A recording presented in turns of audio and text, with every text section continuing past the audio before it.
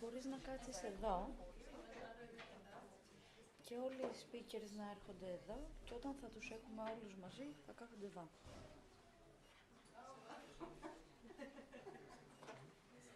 Οκ.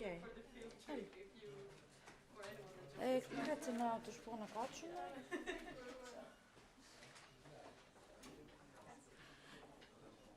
Καλησπέρα πίσω, είμαστε έτοιμοι σιγά σιγά να ξεκινήσουμε. Το λέω για τη Δήμητρα που κάθεται έξω κατά κύριο λόγο.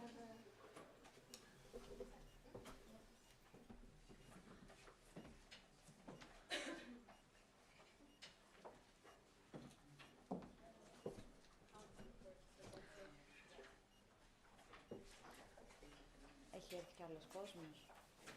Κάποιους άκουσα τώρα να βγάλω αλλαγές φωτογραφίες. Ναι, βέβαια, So we can start shortly. Thank you for coming, everyone.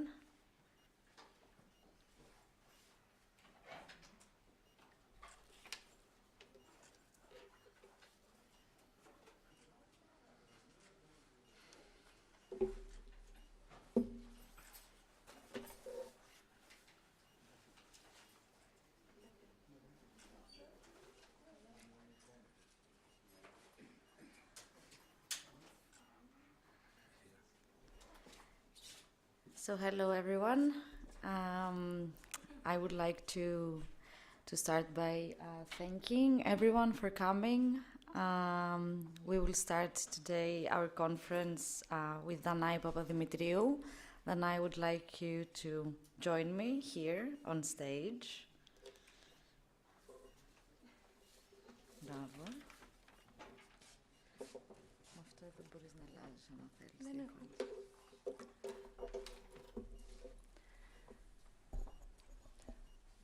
So, can you hear me well? Yeah. Great. Hello everyone, my name is Danai Papadimitriou and I am the founder and director of Artit. It's a real pleasure to officially welcome you to the Turning the Tide International Lab in Chalkida. And this is a lab that we like to call ICHNI. What makes this international lab an international one? The answer lies in the journey that has brought us here. The project began about 2.5 years ago, when organizations from Sweden, from Austria, from Poland, from Greece and Scotland, and of course the Netherlands, came together. Because we were facing the same pattern of environmental disasters, a chain of reaction driven by deforestation, poor land management, rising sea levels, and extreme weather conditions, all linked to climate change. So what we did is that we teamed up. We applied for support to the Creative Europe program, and 2 years later, here we are. We are not just connected by our geography, we are connected by a shared commitment to responding through creativity, care, and collaboration. That's what Turning the Tide is all about. It's a European initiative that what it actually does at its core is that it brings creators into the heart of vulnerable coastal areas to live, to observe, and to create. These are place-based residencies, not just fly-in projects. We won't just visit, we embed ourselves in the local place, we work alongside and with communities, we listen, we ask questions, we co-create with the locals and the artists in the local community in Evia and in other coastal cities around Europe. And the outcomes, they take many forms. They come in the form of research, interviews, installations, performances, maps, stories, and more. Each one revealing something essential, a piece of a bigger story that we are all part of. At its core, the project is driven by a single urgent mission: to help us imagine new ways of living with change, and not just surviving it. To build collective awareness and to nurture the kind of resilience that is rooted in care, knowledge, and creativity. across borders, disciplines, and generations. But why do we call it a lab? We're not in a lab environment, aren't we? Because we see this gathering as a space of exchange, not instruction. In this project, we've brought together people from very, very different industries: artists, cultural organizations, scientists, social workers, economists, anthropologists, cartopologists, all here to think, listen deeply, and act collectively. So what will happen today? We'll begin with short presentations from each of the partners, who will share their work and the impact of the turning the tide in their countries and across Europe. Then we'll hear from our 3 guest speakers, and we are very honored for joining us. Thank you very much. Cristina Leyeros, who brings deep expertise in environmental architecture and spatial justice. Paris Papagregoriou from Caritas Hellas, thank you Paris for coming, speaking about post-crisis methodologies and community resilience. And Thodoris Nikolaou, our photographer, whose powerful documentary reminds us how memory and trauma lives in landscapes and in people. After that, we'll open to a panel discussion, and this is where we invite all of you to participate. And we invite not just the people in the room. This lab is being live streamed with the help of Bernd and his team. Thank you, everyone, from the team. And this is, this is a clear invitation to send us your messages and thoughts online, and we'll try our best to respond. What else? Let's sum up what we will do in these days, and especially the following day. Tomorrow we'll continue with a field visit to Northern Evia, a dedicated experience for consortium members only. We'll visit places like Agiana and Limni, and we will walk through the landscapes deeply marked by wildfires and floods. We will connect with the locals and also with organizations like Caritas that we will find there. And finally, we will close this 3-day journey with our artists and the artist talks. We'll encounter the work of Eleni Vretakou, Fros Papadimitriou, Johanna Tinzel, I'm sorry if I pronounced it in the wrong way, do my best, Zoe Francen Lakides, Joe Hodges, and Robbie Coleman, and of course our guest local artists, Omiros and Yannis Koulouridis. And so finally, that brings me to the last point. I was just later discussing with our leader Ivona, why did we call this international lab ICHNI? The word comes from the Greek word ICHNI, which means traces. And for us at Artit, it captures the very heart of what this lab is about, at least in Greece. Over our work in the Turning the Tide project, we've worked alongside artists, partners, the local community, and one thing became clear. Every single place holds traces of what was, fire, floods, water, loss, emotions, physical traces or intangible ones, but also traces of what can still be: care, memory, resilience, and possibility. These traces are not always visible. Some are etched into the land, others live in people's stories, in gestures, or sometimes in silence. Our goal through this project and this lab is to honor these traces, to bring them forward, and to add our own creative ones with our artists that will help us notice, remember, and create some kind, we hope, of positive change.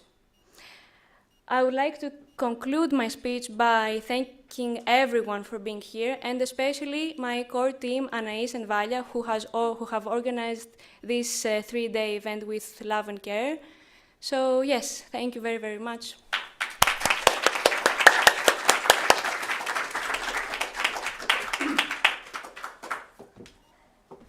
Thank you, Danai. All right, so shall we start with our partners' presentations? And maybe we start with our leader, Ivona Price from Intercult, and Elisabeth Papageorgiou. So you can change the slides whenever you want by this, pointing at the computer. Yes. Yes. Or I can sit there as well. You can also sit if you want. This Yeah. microphone is working. Shall we? Yeah.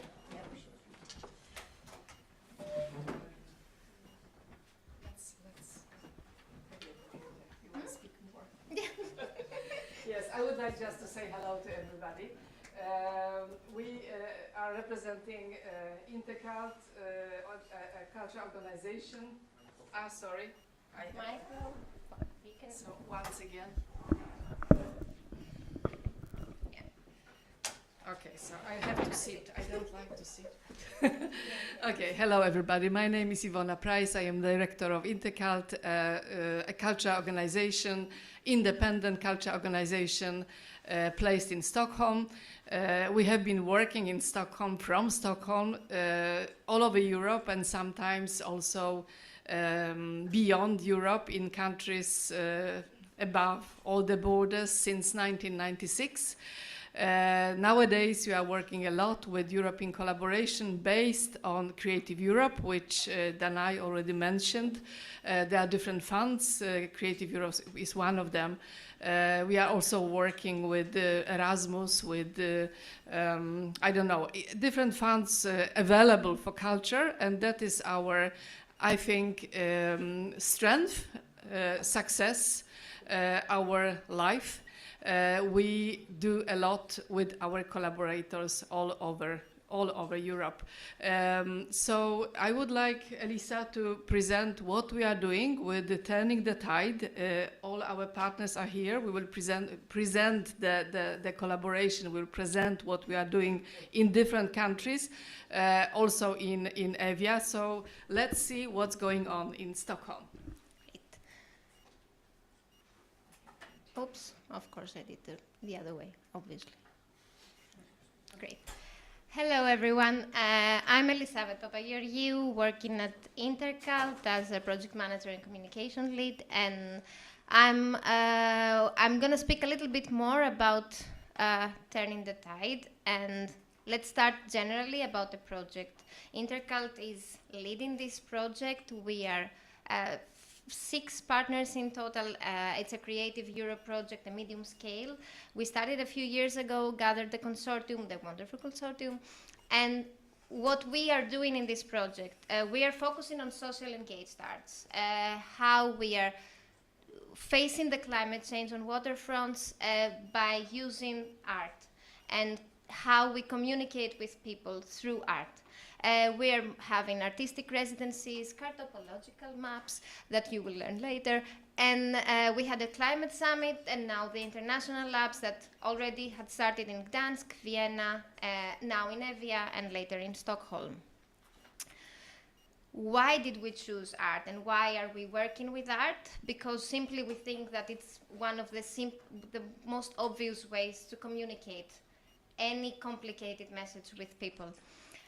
We're bringing together different people, artists, scientists, communities, to create a new experience and to touch the feelings of the people, change behaviors, hopefully. The way that we do it is through the arts, with performances, installations, interactive works, all types of arts that we can create. How we engage with the society, we are trying to make everything personal. We are looking for the stories, for the emotions, for the memories. We use participation as a working method, and we collaborate because we are thinking that this makes stronger feelings, symbolism, and we want to touch the emotions again. In Stockholm, as you all probably already know, we have some local residencies and international residencies. Right now, we are in the 3rd local residency. We have 4 in total, so we have engaged already 6 local artists until now. Starting with the first residency, we use some kind of a method of have some visits in the city, visit the places, feel the places, understand the concept of the places, and then work with the people from there. In Stockholm, the challenge, I'm not going to say a lot, we have a challenge which is bigger than the other countries, the fact that we are thinking about the future. And this is really difficult because people don't get attached. The problem in Stockholm is that we are probably not going to have drinking water in 100 years. And that's because we have a lake that gives us the drinking water. It's called Lake Mälaren. And it's right next to the Baltic Sea. But with the flooding and with the climate change, the level of the sea is rising, and it will go into our lake. And we will not have drinking water. But that's in 100 years. So people don't get attached, don't really understand the problem. They don't care, because tomorrow it's going to be another day, and they don't really care. So we are trying to communicate these issues. We are going to the city, we are experience the area, and then we have chosen in the first local lab to have artists with a performance and an artist with an installation, as you see this bubble. A way to communicate everything is to connect with big festivals and bring as many people as possible and make discussions with them. In another lab, the second one, we chose circus artists, which created a big performance with big flags, protesting about climate change together with people, small children, Ukrainian children, and manifest about climate change, work more on the message than the action, on the way to create the message and to communicate rather than the message itself. We also worked with an activist who worked with divers into Lake Mälaren, taking out trash from the lake and create artwork with them. And now we are on the third lab. We have two artists that are working right now. It's a mural artist that works with youngsters. They create big murals about climate change. They are working together. They're visiting places to discuss about these issues, and then it's going to be a performative painting on a big day where is the opening of the area that we are in focus. The area that I forgot to say about that, it's called Stadsgården. My Swedish is not very well. And we have also Vladi, which is our other artist that is working with signals, and he will create art installations in the middle of the city. So what we hope to achieve, we are not sure that we achieve it, but at least we are trying, because of course we are planting the seed and we hope for the better future. We want to inspire, and in the same time we want to open a window of what is happening abroad. We want to create cross-sectoral collaboration. We want to work with different types of people, artists, citizens, scientists, city representatives. We need to have a common learning between all the cities that we're collaborating. And we want to create change. We want to show the message. And of course, we want to, in the end, to learn something and create something altogether about climate change, which of course we know that we cannot change the world, but we can adapt to the new reality. So thank you very much.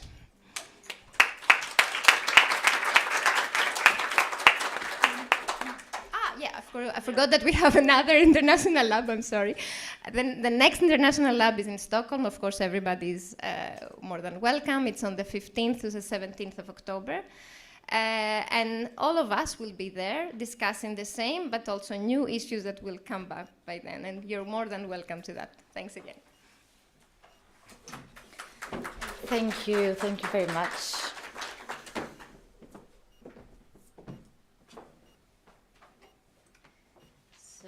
I would like to call Bernd Herger from VBA, from Austria.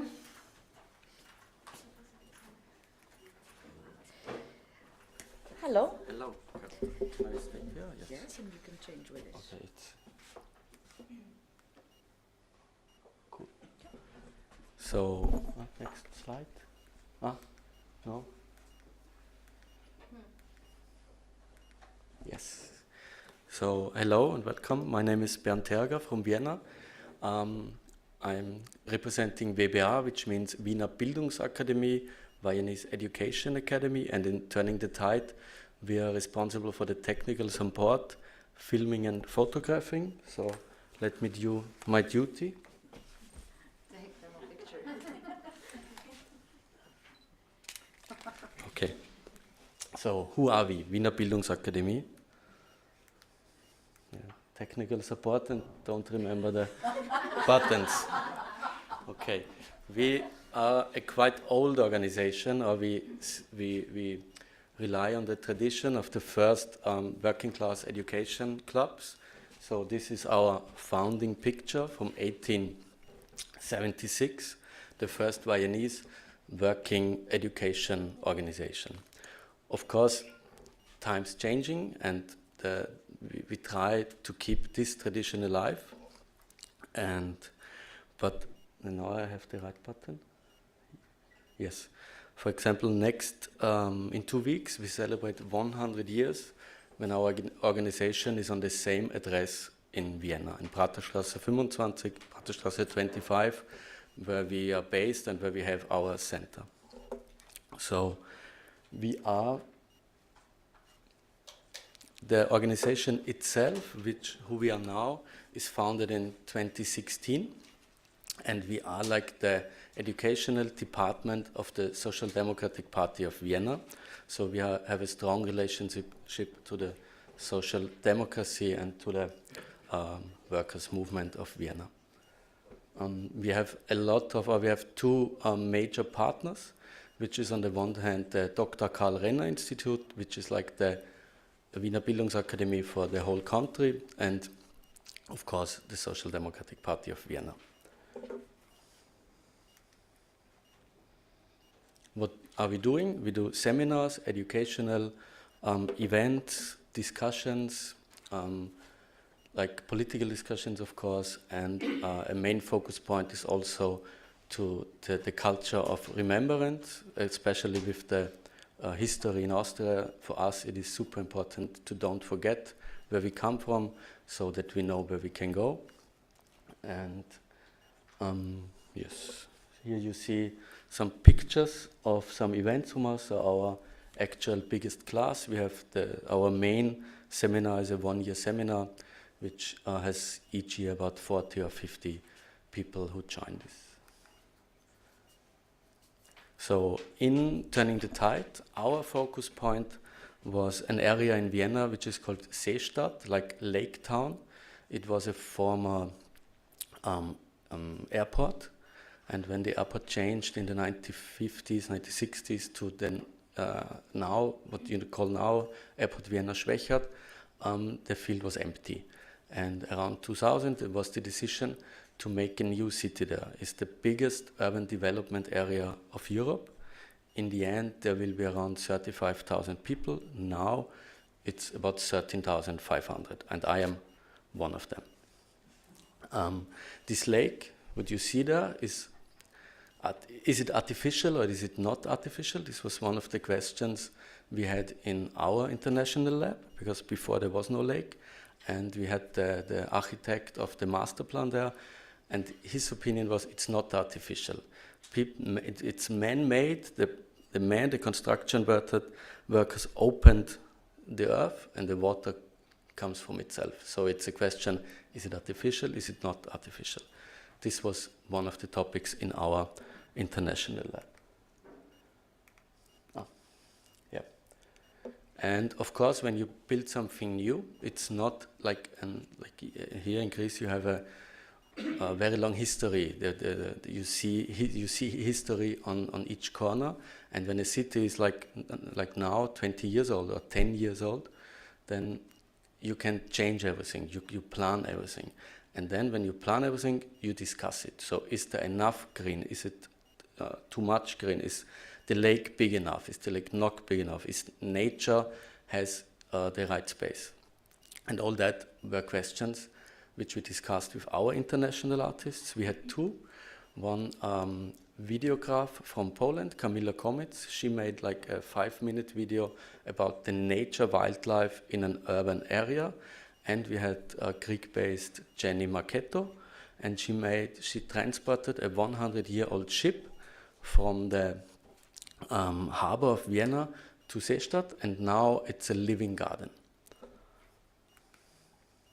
Yeah, this is the list of our local artists. We tried to have different types of arts, so just a classic painters, but also a very huge digital work, which is a 30-meter long veil, a digital work which was printed. It's a 30-meter long veil, which is now in the Seestadt. And our actual one, the local artists now, is a videograph. He will make a video which is very based on the map from Remy and Marlies, which you will hear later more about. And we have a dancer. He will make dance workshops with classes with people with disabilities, and they will perform some dancing shows near Seestadt about the topic there. Okay, I think. I think this was my last slide. No, yeah, the international artists. Here you see the boat, the 100-year-old boat, and also one picture of the movie from Kamila Komic. Thank you.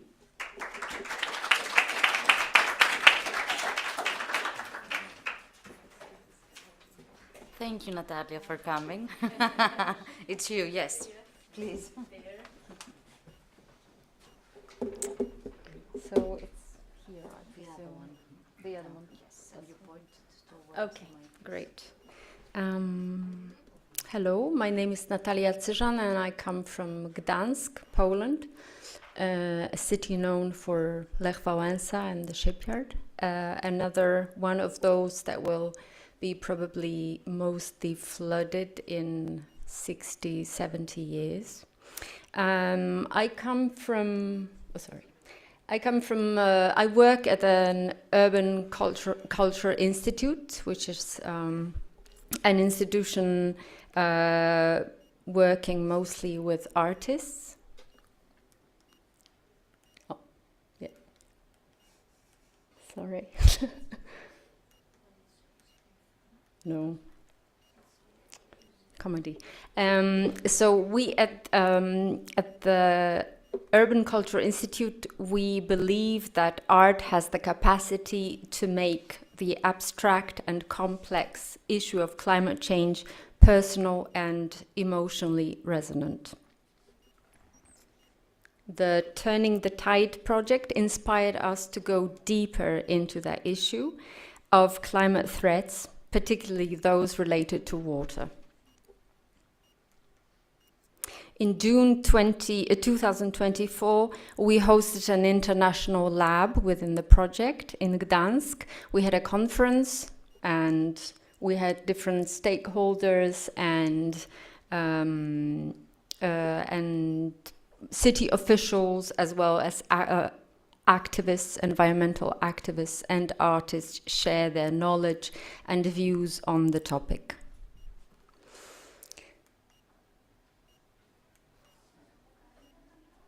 These are artists and our guests.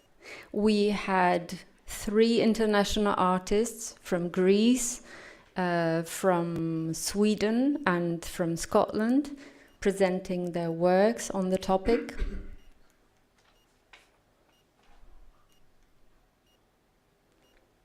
As well as 2 residencies, and then later 2 more local residencies, and this year other 4 residencies of local artists working with local communities, developing their projects, later to be presented in a digital exhibition.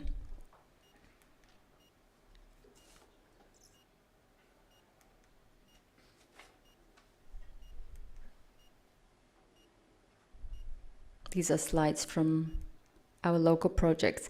When I was staying in Athens this weekend, I saw this very banal inscription on the wall that it's not the small things that matter, but it's the tiny things. And I think we may think that as common people, we have no impact, no influence, but every tiny gesture of living an aware and mindful life matters. And artistic gestures have a very great power of introducing change of patterns into our everyday life experience. Whether it's caring for the smallest, for the insects, the smallest inhabitants of the earth, or whether it's drinking tap water instead of bottled water, it's something that changes the world. While scientific data can inform, art moves. Through their actions, artists can evoke empathy, fear, hope, or urgency, emotions that often drive behavior more effectively than facts. Thank you.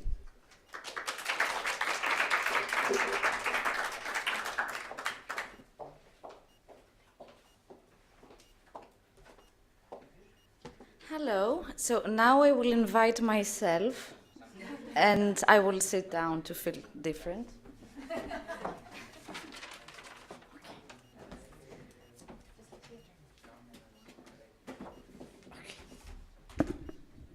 All right.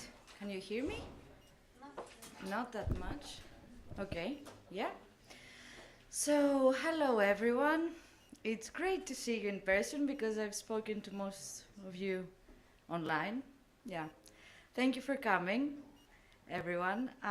So my name is Anais Rousou. I work for Artit. I'm the initiatives manager there.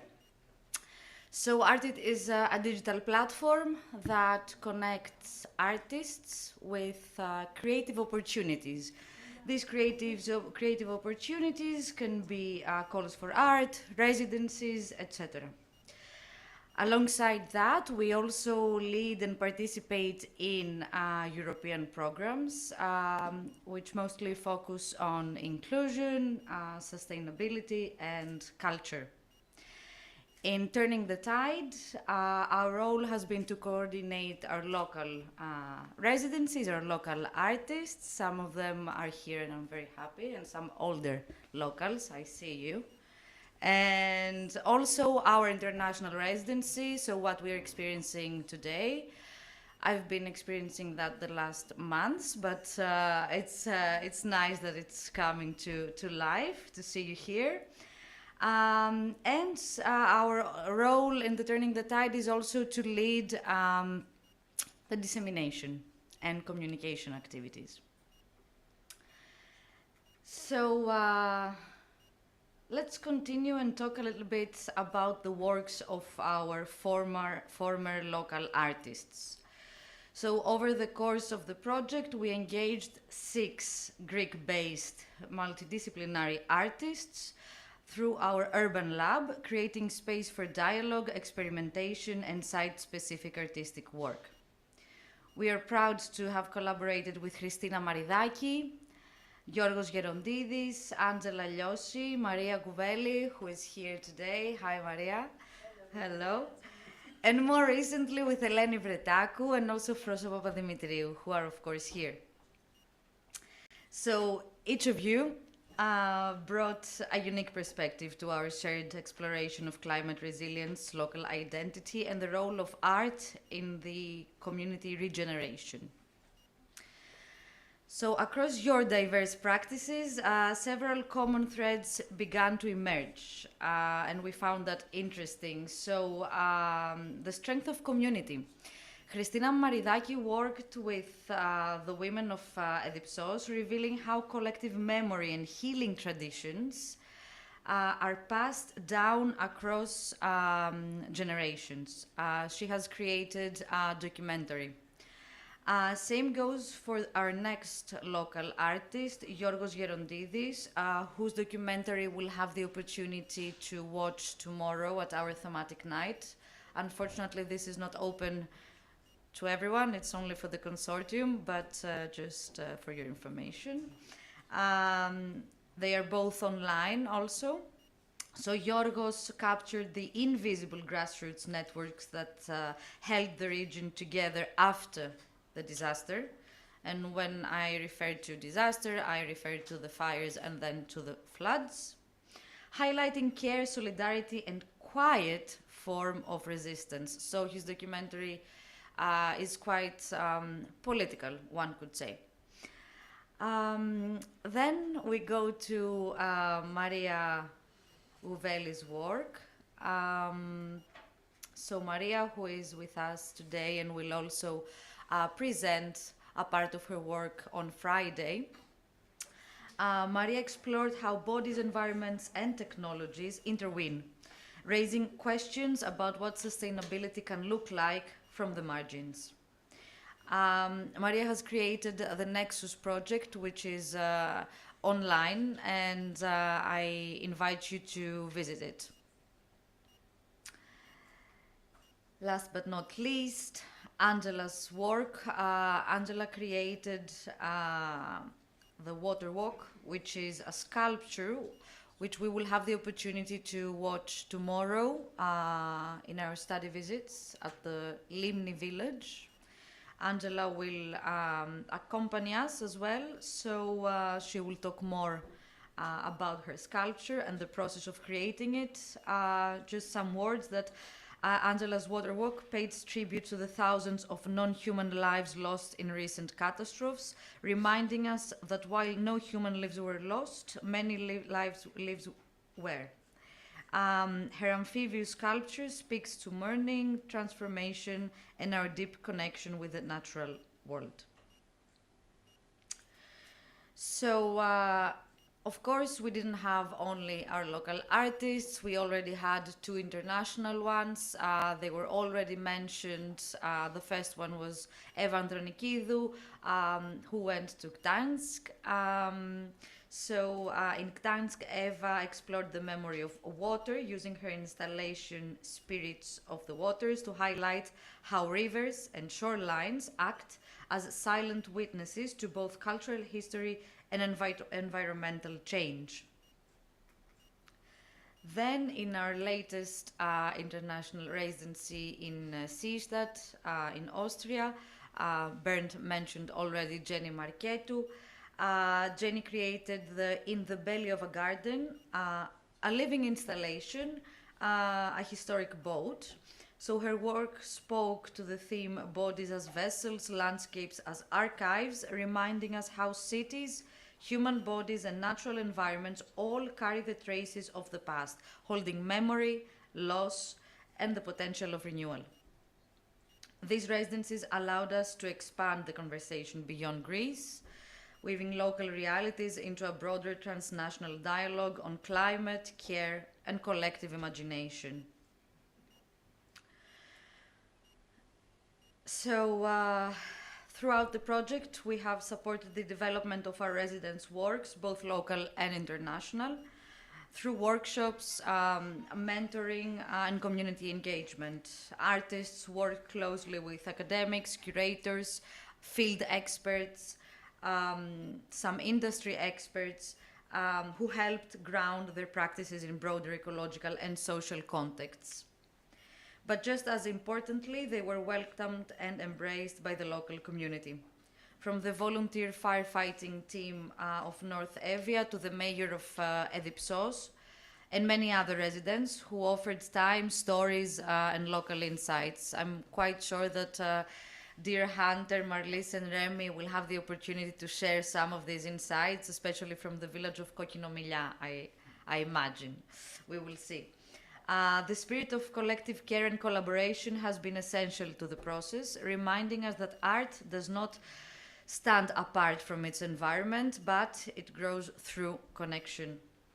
So thank you very much. We will have a short coffee break now, and then we will invite our speakers on stage. Thank you very much.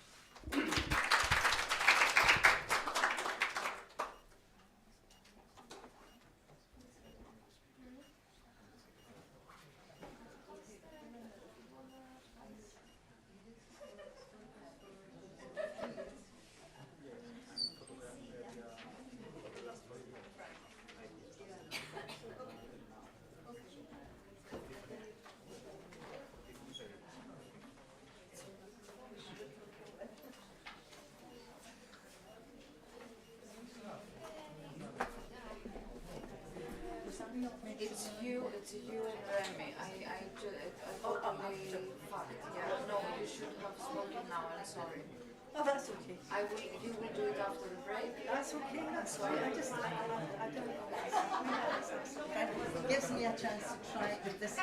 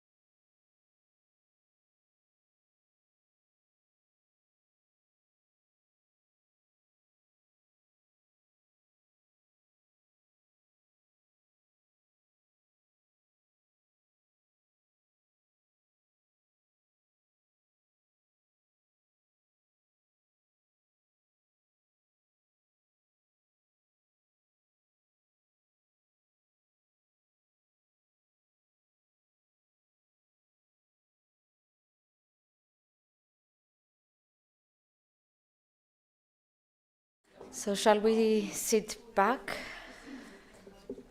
We can start again. Before I invite our speakers, I would also like to call Liz Gardiner from Fable Vision to share some words with you. Liz, could you please come? So, this is the stick. Thank you. Thanks very much. I'm Liz Gardiner from Fable Vision in Scotland. Some would say the last colony of the British Empire, so Cymraha. And Fable Vision is a cultural organisation. We're based in Govan in Glasgow and in Paisley in Renfrewshire. And we've been working for 40 years now in different policy areas with artistic interventionism and activism. And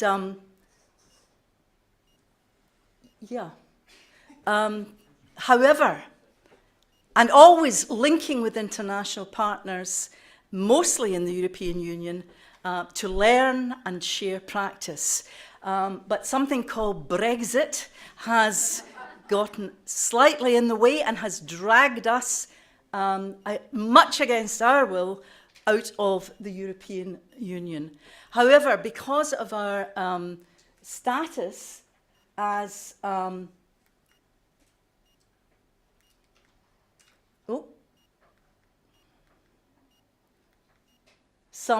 with some expertise in the area of participatory arts practice, arts and activism, and community arts, it's a great honour and privilege that we are still included in this European family, and it's very, very important to us that we continue on that journey together.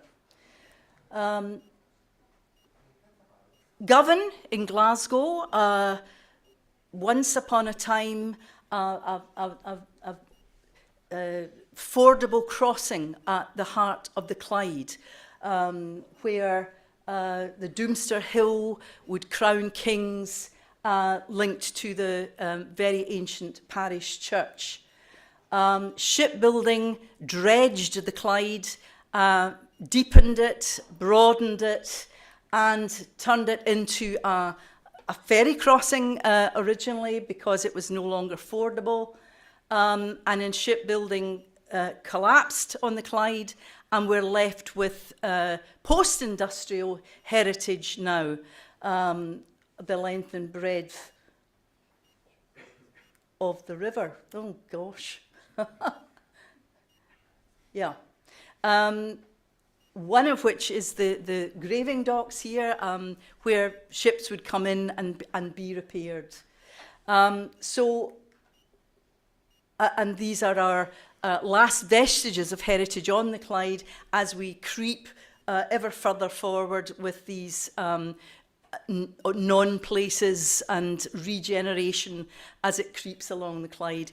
And it's a very similar story to Gdansk. So our first international residency, and I have to say that because of our position with Brexit now, we are no longer able to be funded by the European Union to work locally. So all of our local work is work that's already happening, which is in lots of ways really wonderful because it means that we can profile that too.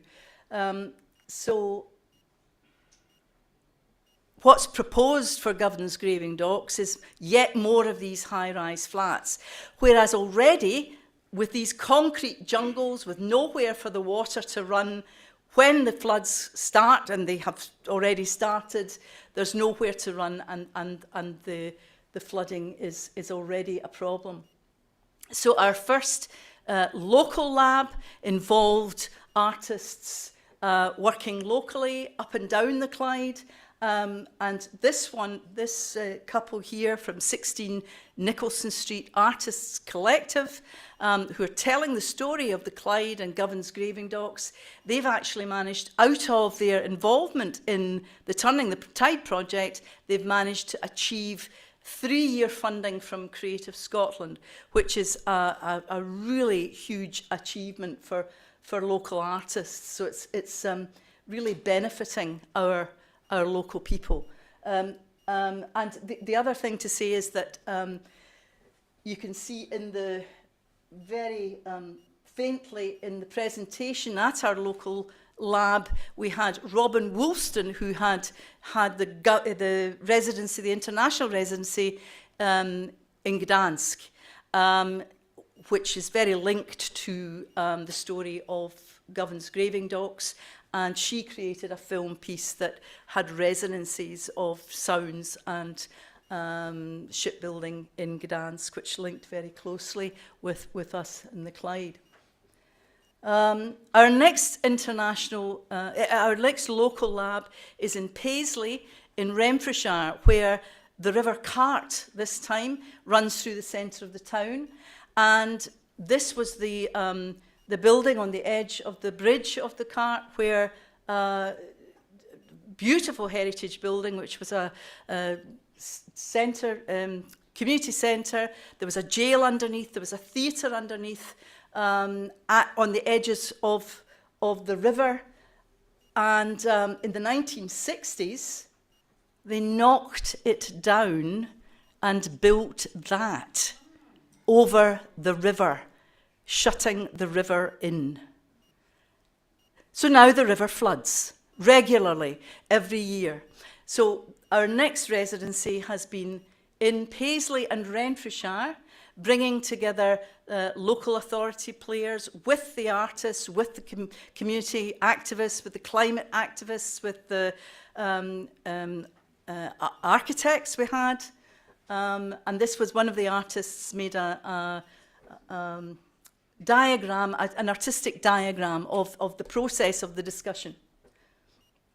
And out of that has come several exhibitions, one in the Paisley Centre that is another monstrous 1960s building with all the artists that have been involved, whoops, I've missed one, who've been involved in the project Turning the Tide. So again, huge impact in Paisley and Renfrewshire, bringing those people together with the artists and having dialogues that would not otherwise have happened. And our final local lab is in Dumfries. Now, Fablevision and Glasgow were fortunate enough to host the first climate summit of the Turning the Tide project. And we visited these places. We went to Dumfries, a town on the south of Scotland on the borders, where the River Nith has problems with flooding now. The floods come right up into the town. The show people who are banked on the side of the river, their sites are in danger. And our international artists for this residency are Joe and Robbie, who you will meet tomorrow.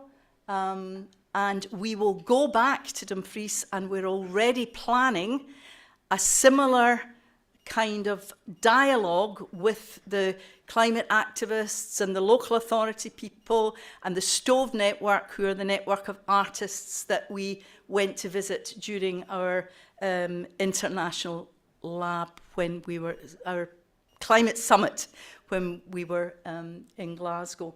So that, again, we anticipate will be another very exciting dialogue. So that's me. Thank you. Thank you very much.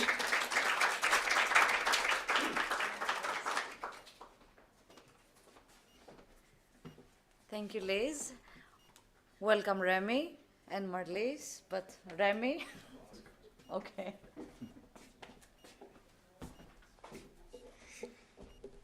Another boring partner presentation. No, yours were not boring at all. So I tried to do my best to keep up the spirits. We're very happy to be here. I'm representing the final partner in the project, Deer Hunter. I'm doing that together with Marlies. She will be on the stage in, let's say, 4 minutes, if I manage. And now see if this works. No, of course. We like to see Joe and Robbie. Yeah, 20 years ago. It was a nice picture. Yeah, this is us. Also from a long time ago, yeah. Look at the beard. More grey indeed. Okay. As you already have heard, probably we are car topologists, whatever that may mean. I will explain it a little bit. It means that we are making maps. I will dive into that. This is what we call our little mountain hut in the Netherlands. The Netherlands is almost everywhere it's flat. There's one hill. We are almost on top of that little hill, and that's where we built our hut ourselves. That's also the place where we will host the final conference of the Turning the Tide project in 2026. Will it fit? Yes, it will fit. Of course, there's more venues near, so we'll make it fit. And it will be cozy. Anyhow, you see already over there, halfway there, Institute of Cartopology. We're not only running Deer Hunter, we're also running our own institute, which is devoted to cartopology, which means a combination of cartography, so making maps, and anthropology. We made this up ourselves. We believed in it, I think, 10 years ago, and now other people also are mentioning it. So, I mean, we're there. From this base camp, you could say, halfway Mount Files, we organize exhibitions, expeditions, walks, all kinds of activities, so to say, in which we try to make people look more consciously to our environment, to our surroundings, because that is why we somehow started our own mapping practice, Deer Hunter.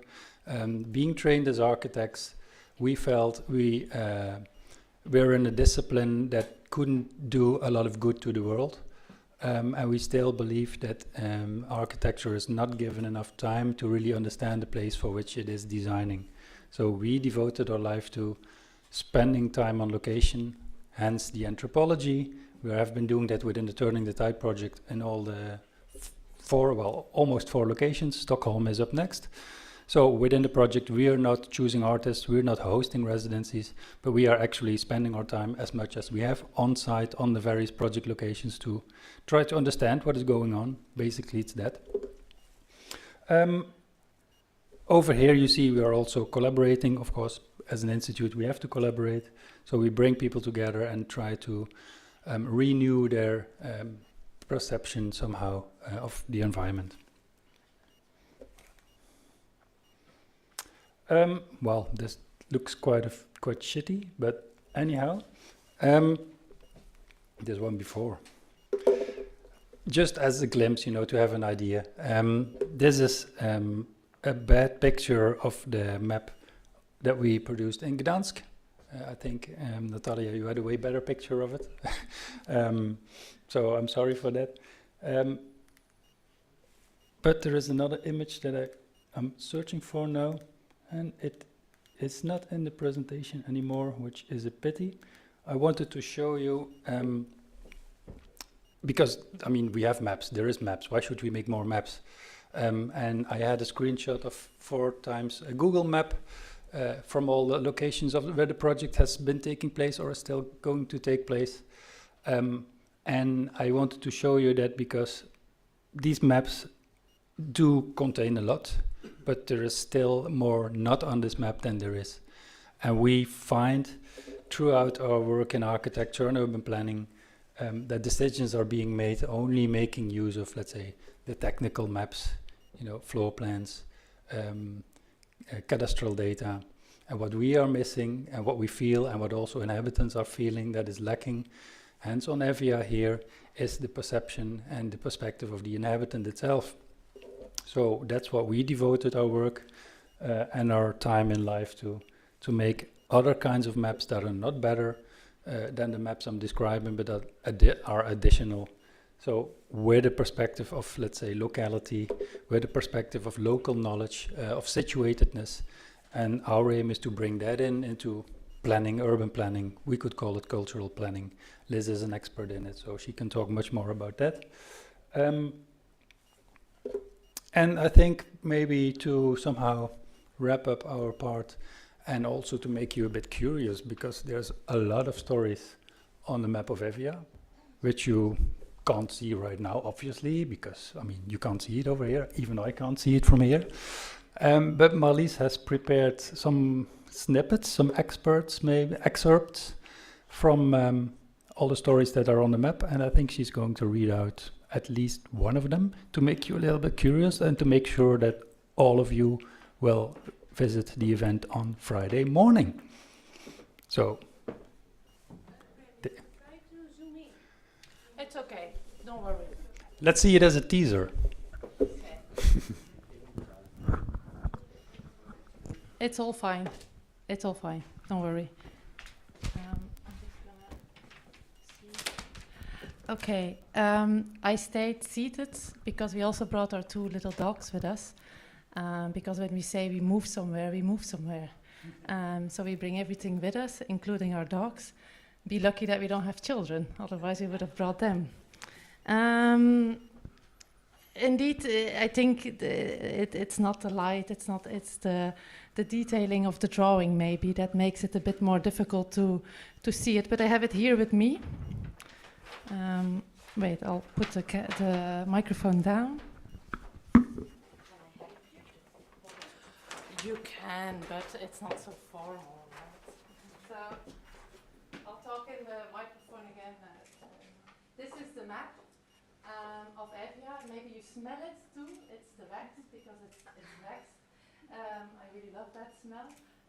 It's vegan wax, so we protected the bees, so we whatever. And this map, we will talk about it much more on Friday, but it's full of details. First of all, because I like to draw details, but also, I'll put it here. Can I take this over here? Yeah. Also because I like to, also because there were plenty of stories here in Evia. And you saw maybe while you were entering, this is more or less the actual scale of the drawing. And each little square contains at least one story. And we don't know if those stories are myths. You never know in Greece. We don't know if they are true or false, or if they are, if a lot of people believe in it or not. We don't really care about that. They're just stories that, I don't know, at least one person found important enough to tell us. And not all the stories are told with words. Sometimes stories are told just by how people treat their environment and so on. So I'm going to tell one story here now, a very short one. It's up to you, yourself, to question whether it's a myth, whether it's something that we heard or seen, whether it's true or false, or maybe you don't care about it and you just want to know more stories. Just come to us and we'll have plenty to tell. One of our little dogs is really a pain in the ass. She needs to run every day because otherwise she becomes very uncomfortable inside. So I go running with her every morning. And when I run with her, I cross the Lilas river we live in Mythikas for the last 6 weeks. And I cross the Lilas not on a bridge, but by its river bedding, because that's what you do here. She also shits on the river bedding on the Lilas, and you can also just take your car and drive through the Lilas bedding. One of the reasons why the Lilas is, it hasn't been mentioned a lot, the river, even though it's a city about water, or a project about water. But it is very fertile for all the land in the delta, which is actually that whole part up to the mountains and Mount Tirfis. And it's not only the lilas that have been carved out, but it's also all different pieces of land that have been carved out. So every place where you see olive trees or orange trees, they're all further down. And we found that very strange. They're sometimes meters lower than the street level. Like, why is that? Is that because of the shade? Is that because there's more water? Is that? And we heard, or Mit told us, somebody told us, that all that land has been sold by the landowner. Because it was so fertile, because it was so wet, people could make tiles of it. Or it was very fertile land to use somewhere else. So every landowner sold like many cubic meters of land before the oldest olive tree that you can imagine was planted there. And I found that very beautiful, especially in contrast with the seemingly ever dry lilas that I cross every day to have a pleasant day with a tired dog. So that's one of the anecdotes that you can find on the map. There's plenty more, and we'll tell every now and then one little one if you like. Thanks for listening.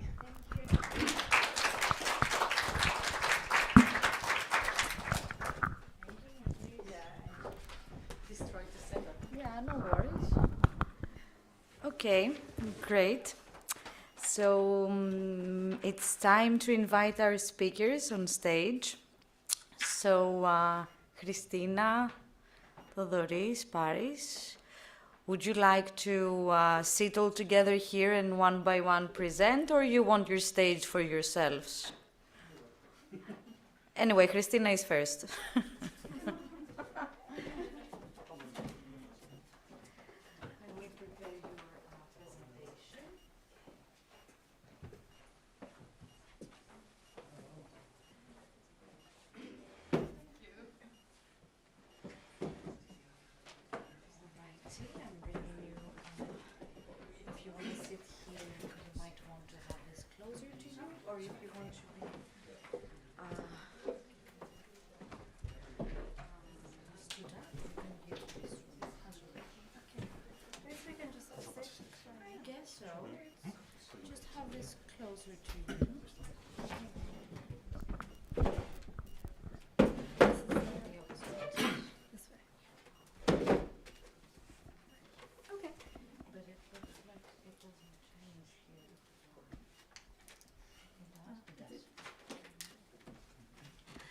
Hello, I'm Christina Yaros.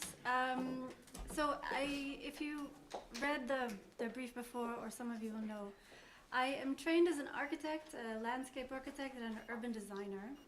But for the last decade or more, my work has lived in the space of art exhibitions, publications, curations, and teaching, mostly. And what I'm going to talk about today, briefly, is the work that I do with the Royal College of Art, where I teach MA Environmental Architecture. Environmental architecture, as we have built this program, is something that is architecture and is not architecture, is landscape and is not, is urban and is not, is an art practice and is a spatial practice and also is not. And so it itself is transdisciplinary, and we also invite our students to come from a multitude of backgrounds. So it has to be transdisciplinary because they have to teach and learn with anyone. So in this way, I really often think about and speak about the program and the projects that we do as a design lab for a pedagogical practice, which is to say it's about learning, or practices of learning and teaching, developing new practices of learning and teaching. My own work has centered around weather ecologies, climate ecologies, and architectures of weather, or weather as an architecture, rather. And a lot of my work for many, many years has been based in South and Southeast Asia. But I find that if you hang on to a wind current long enough, you will inevitably end up where you need to be, which is what happened with my work when I started working in Evia in 2021. So I first brought students to Evia about 3 months after the fires in August, coincidentally, in fact, but that's the wrong way. Okay.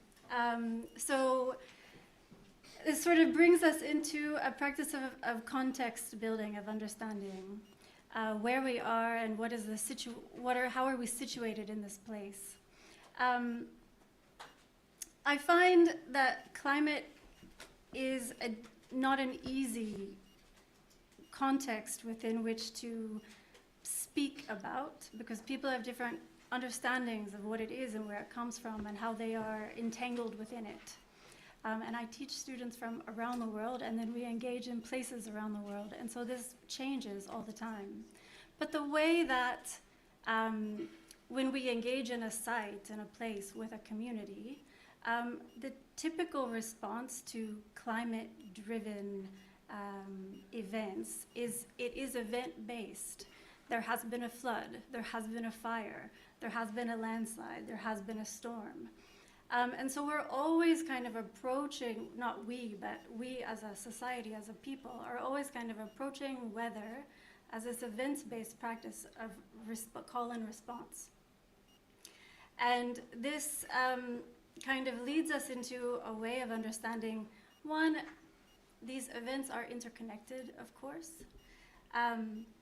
but we often cannot really understand our role in them. Part of that is because of there's a whole history of events. So the map that you see on one side of the screen is the weather map of Greece from 2024, from last summer, where of course, you know, we have incredible heat waves here, and we have had for the last few years, and they're projected to continue, of course. But on the other side of the screen, it's a photograph from a heat wave in 1987 when hundreds of people died. So if you were here, if you remember these things, you know, yeah, we're having incredible heat waves, we're having incredible fires, we're having incredible storms, but also we've always had these events. And so how do we situate ourselves within that? For our practice, for this practice of learning and teaching, it's really about re-examining the way that we understand the environment and how the environment has architected our understandings of each other, our relationships with one another, our relationships with place and with change over time. So this relationship that we all have with the sun, for example, as starting and ending our day, but also bringing heat when we miss it in the winter, and cool in the summer when we need a bit of a break. These things, while we may think of them as consistent, as homing, they are also bound to change. Our relationship to what that sun brings will change. When we think about this from a spatial design practice, from an architectural practice, or a landscape practice, or urban design practice, and how we respond to this changing environment around us, our responses from within the profession are always hard. They're concrete. They're always from the anokosmos, thinking with the map that you've handed out earlier. So they're not looking from within the ground, but from above it. And these, you know, we can think about passive housing strategies, passive building strategies, and those can be quite grounded.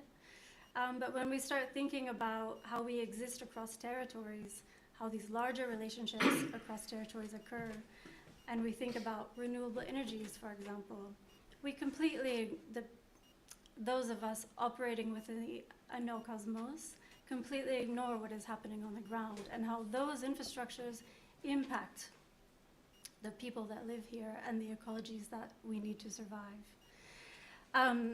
So in environmental architecture, as an MA, as a design practice, I think if I'm going to teach the next generation of designers, I'm going to teach them to think of all of these things differently, to change the paradigms of the practice of spatial design. So, you know, what we see here is a typical relationship between architecture, or the built environment, and the natural environment. And it's everything that is wrong that has gotten us to where we are. So how do I teach someone to see what is outside around them in a different way, and to accept and to work with the changes that those environments are bringing them already? So we've worked in a number of contexts, and I'm going to show you very quickly a few projects from across the world, because I think we all have a lot of things to learn from each other. But whether we're talking about the storms or the mountains and the Andes and the Atacama, and how these environments, these kind of landforms and their relationship to the winds and the clouds above sort of drive seasonal understandings, religions, relationships, ancestral understandings of where we come from and where we are going. We're working in Borneo with the peat swamps and this kind of rise and fall of water, where we don't know, there is no difference between land and water to indigenous populations. These things challenge us to really think with what we're looking at, what we're living with. That those mountains, that rising water, the changing of the moon, these things are the architectures that bound us together in different ways. This is Mount Durfis here in central Evia. One of the things that we have learned since 2021, or maybe I knew it before, but okay. When you look at a mountain here in Greece, and Mount Durfis is a prime example of this, it has a particular relationship with the high winds. So it brings in cool winds, it brings in snow, it holds that snow. But what you see from here, what you see in this photograph, is just the surface, because what that mountain feeds is a whole underground world of water that runs through the cracks and into the caves. It serves the entire island itself. And if we don't understand that as a whole system, as one that we cannot see, that we can't necessarily touch, all of us, then the choices that we make about how we inhabit it and how we think about our future together are radically different than what they should be. So whenever I take students to different places, and this is kind of around the world, we have a couple from Borneo, from the Indonesian side of Borneo, from the Atacama Desert, and from Seestadt, actually, from Eastern Crete. Whether we're engaging in any of these places, we're working with the people on the ground, whoever those people are and whatever they have to show us. Our students take so many different tools and techniques with them, all from their own backgrounds, and they sort of work with that to create something really quite surprising in the end. I never know what's going to come out of their minds. But we're sort of working with the assemblages of the place and the relationships as they're sort of contracting and expanding to think new with that environment. So I'm going to show just a handful of little examples to show you a kind of wide variety of what I mean by environmental architecture, what that can do, what it can be. So this is a project from Antonio Del Giudici, is the student. This is more what people imagine when they think about environmental architecture. They see architecture, they see a building of some kind. And in fact, Antonio did design a series of buildings or a series of structures with a group of indigenous communities in the Atacama Desert. But the buildings or the structures are very bare bones. They don't really mean or do much, because what the indigenous communities there needed and wanted was the design of a new pedagogy, a new way of learning from the environment. Because after all, it is the mountains of the Andes, it is the water under the desert, it is the small plants that you don't understand, that you don't see, that are growing in the desert, that are teaching them, that have given those indigenous communities the languages they use already. So while we see architecture here, we're really seeing a new pedagogical form. Another project that's very different from the same studio in the Atacama is one from Ming-Sin Lee. This project is, he did this kind of very technical study of the water bodies that the lithium extraction happens from in the Atacama. And what they found, or what he kind of landed on there, was this bacteria, which I can't for the life of me in this particular moment think of the exact name of, but it has a precise name. But it's a very special bacteria that lives in the bottom of this lake that has been here since before any of us, before the Greek gods, before it all came together. And it's the sort of foundation of life itself. And so when he started working with what's happening to this water body, he started focusing on this bacteria and building the world back outwards. So changing the perspective that we use to think with that bacteria and inverting it. So this is using the bacteria itself to create an entire world that then is populated by a series of other beings. It's a really incredible piece of work that also has an incredible piece of writing that goes with it. But this is, I think, a great example of how when we talk about other than humans or more than human compatriots, sometimes we ignore the most foundational ones because we haven't already attributed value to them. This is a project from Borneo. So we were working with, I hope there's no sound on this.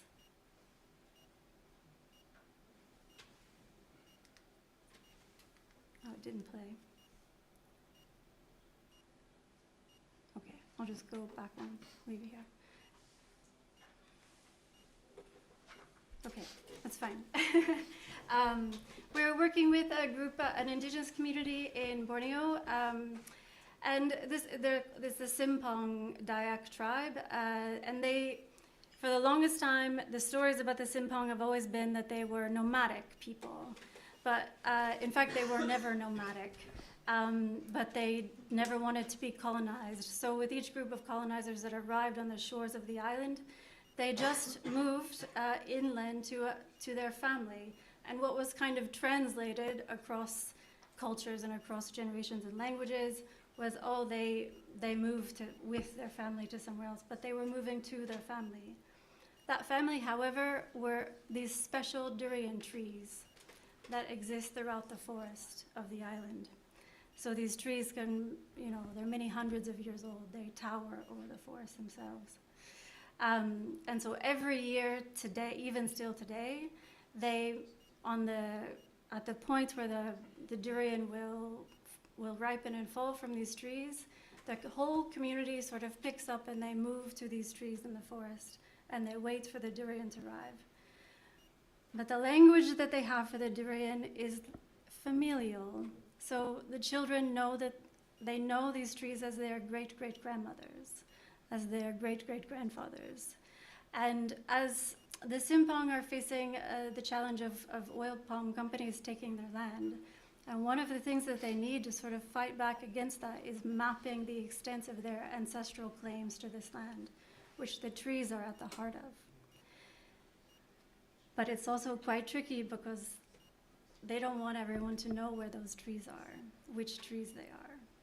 So the children, my students designed with the children these little game pieces which they could then map the forest and their relations through, which then opened up, which there's a whole video of, but it isn't playing, and I'm sorry about that. But they mapped this whole, they could play the game, but they could also sort of map the forest and their family history in this way, and also tell stories of how they understand these trees as family members. Was really quite extraordinary, and thankfully it's not playing. But yeah,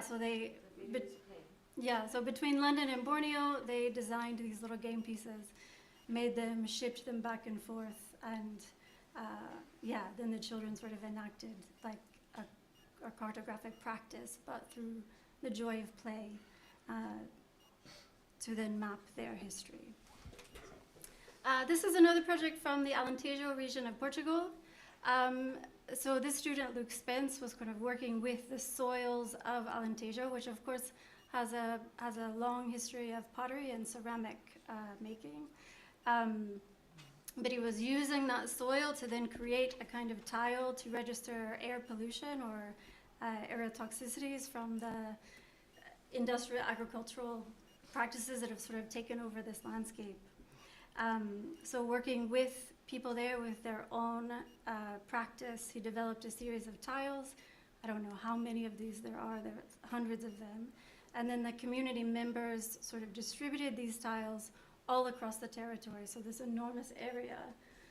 And so they have these tiles placed on their houses, out in their fields, everywhere to then collect the air pollution and then have it tested. So the tile itself was designed to collect the air. So sort of, yeah. This is a project one project I will show you from Northern Evia very quickly. So this was the first year after the fire. Some students of mine, we were one of the people that we were working with as a beekeeper, a honey producer in the north. If you're from here then, or if you're from Greece, then you know that Evia always produced pine honey. But in the aftermath of the fire, there were not enough trees left to produce that pine honey. And so the entire flavor profile, but also the nutrition profile, everything about the honey changed. So because the bees were consuming the flowers, the sort of pioneering flowers that were regrowing across the landscape. So my students worked with this beekeeper to sort of follow the bees and figure out what the bees were doing, how were they feeding themselves, and sort of extracting sense from all of those flowers and trees and plants, and thinking about the entire landscape as a landscape of sense that the bees are guided by. They were also looking into how the different environmental protection sort of legal frameworks or policies exist here to sort of help protect the landscape from being built on. There are plenty of legal frameworks and policies in place here in Greece. It's just whether or not they are implemented that matters. And so they started working with the beekeeper and thinking, there are these PDOs, so it's like a product of original dominion or something, origin dominion.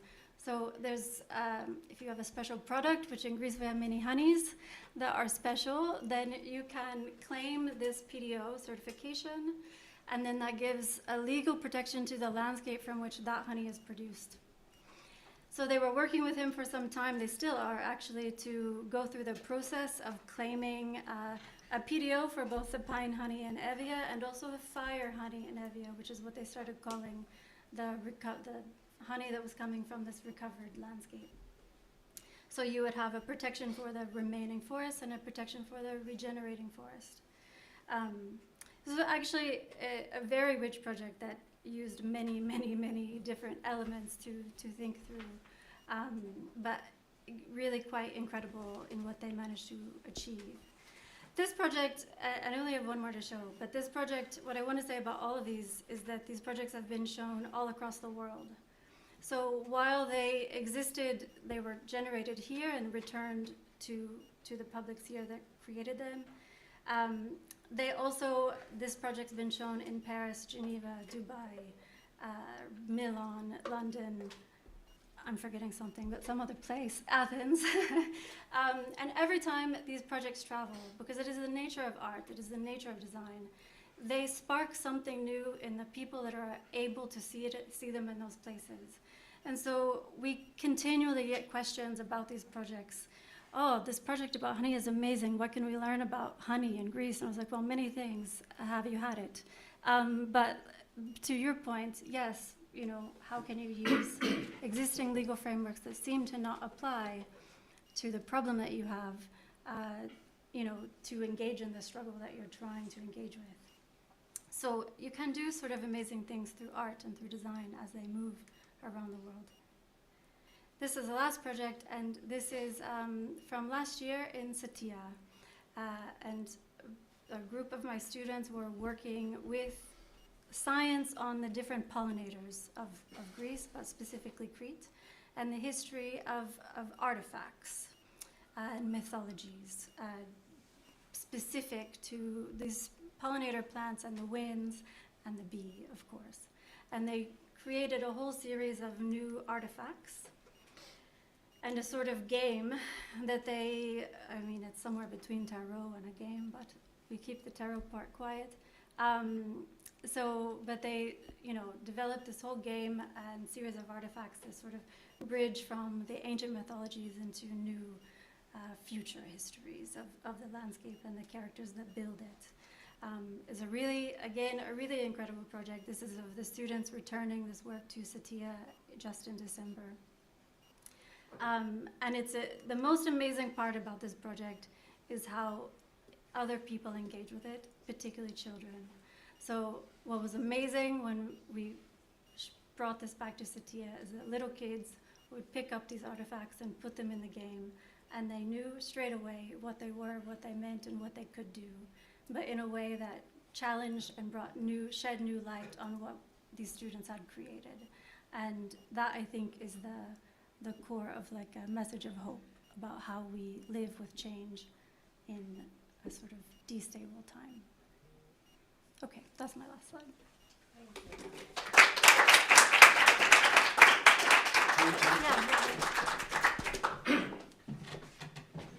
Thank you very much, Christina.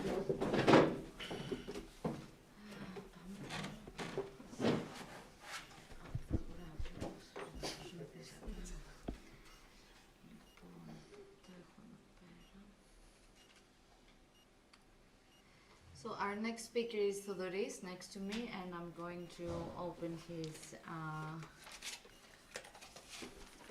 presentation.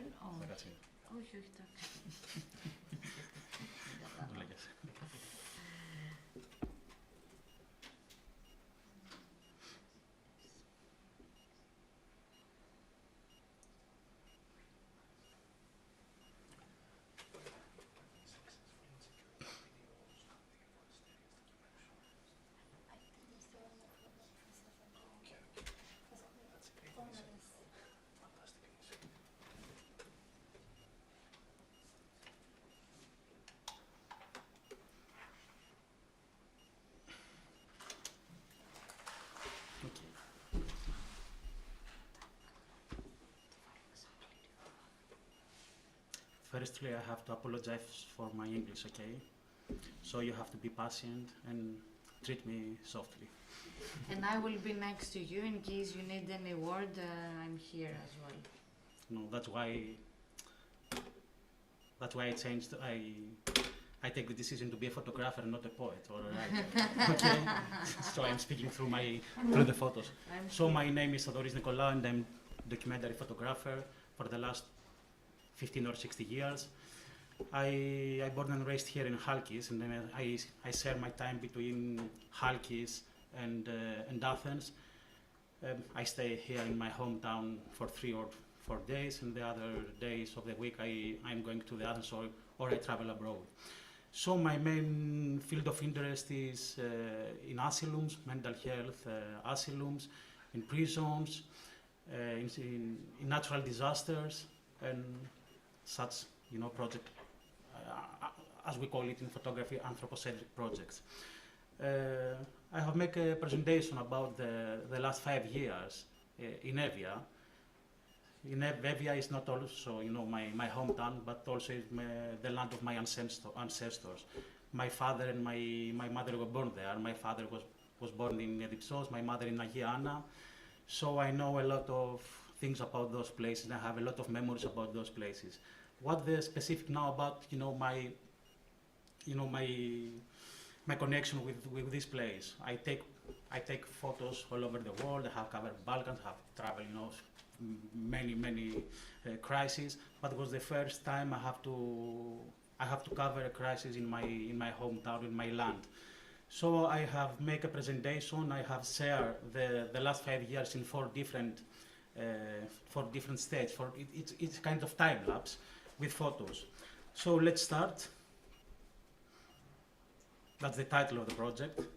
So Evia was a place with not so many economic benefits, but it was a very peaceful and very quiet place to live and to have your vacations.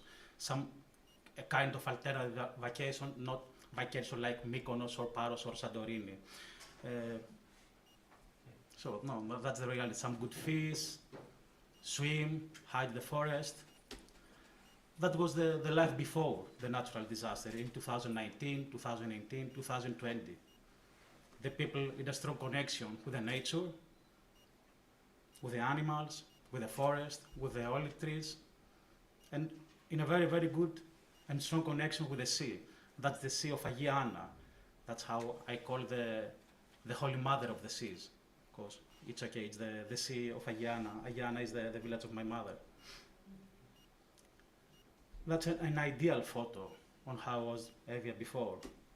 That's until August 21. What happens in August 21?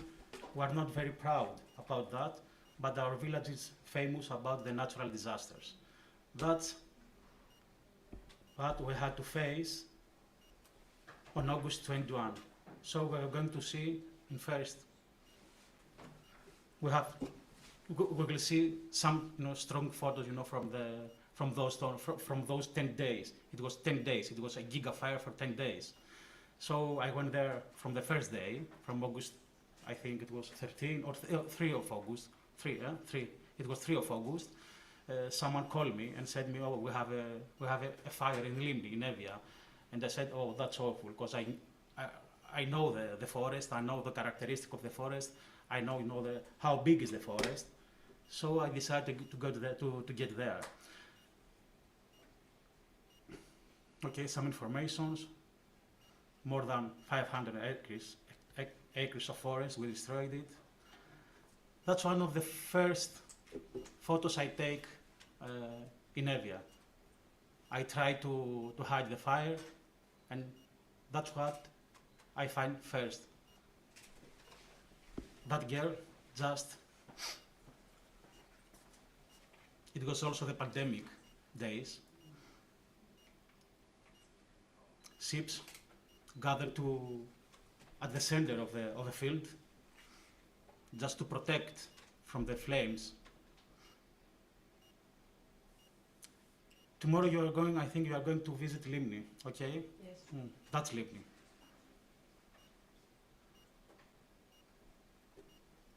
Just to know what happened there. The people try to evacuate from the sea.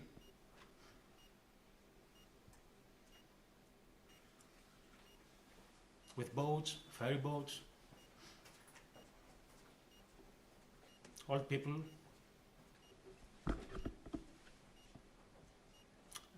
I want to stay in this photo because I find a strong relationship between that we call the crisis, the immigrant crisis, and the natural disaster. I think we can find kind of that photo also from the refugees coming from the Turkey. Okay, here is a mother with a baby, and the other baby stay behind and just say hi to his mother. They're trying to evacuate from the sea.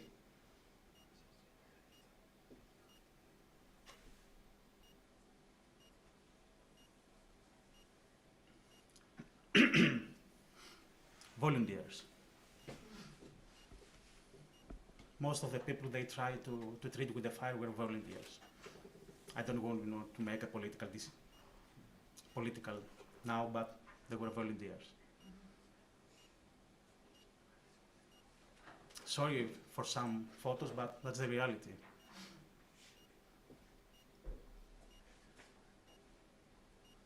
The reality is that the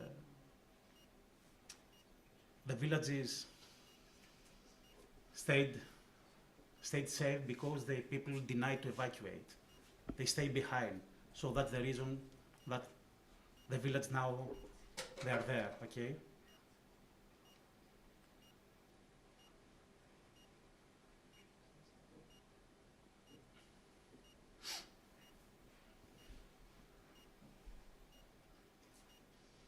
This is like Kosovo in 1999. They were trying to leave their place behind. But it's in Evia. Christina said about the bees. I think that the 70 or 80% of the production of pine honey was produced in Evia. So what you said in a photo.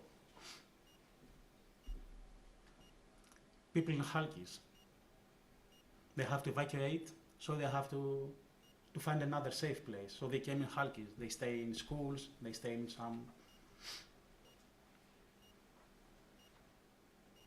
cemeteries.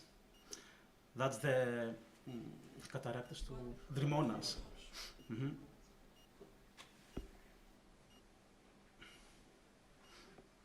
This is the Ταξιάρχες Church in Κοκκινομιλιά. Ταξιάρχες,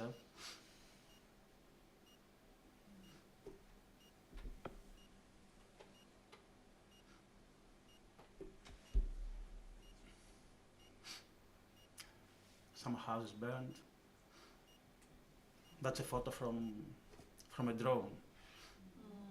Total disaster. Nothing green, nothing at all. So for 10 days they were begging for water, but the water comes after 2 or 3 months as a flood. So that's why we said about a chain.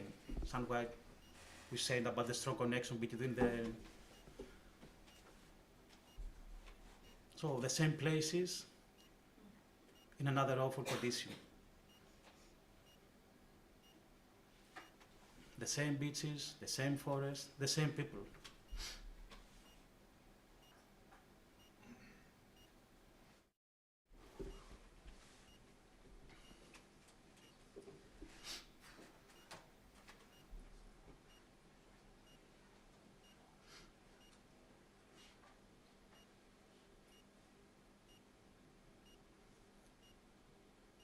I think that photo is very, very strong. You know, they see some people in the center of the square with their eyes just looking somewhere, bottles of water, and the Greek flag at the center.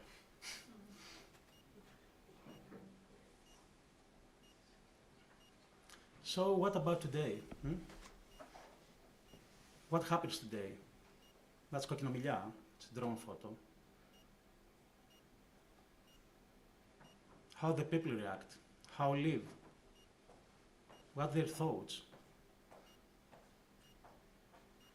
So, okay, some information, we can find those informations in the bibliography, no problem, but take just 30 seconds to read it. About the stress reaction, the PTSD, the depression and loss of hope, the anxiety for the future and insecurity, and also the collective grief and community trauma.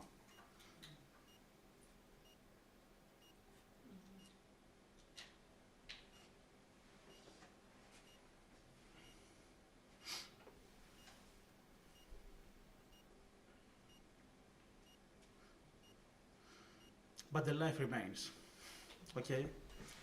We have to be happy for something. What I have to do is just to live the nature, just to live it. It's going to be the job, just live the nature. Some paintings from the kids in the school, Fagiana, the people.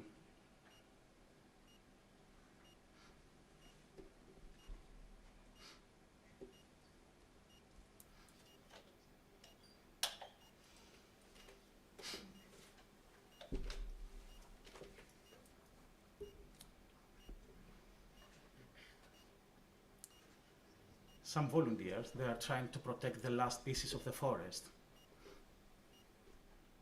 They are volunteers.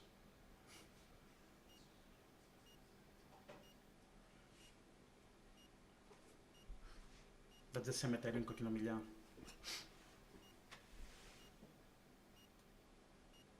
You can see the black from the forest and the white of the snow, the contradiction between those elements.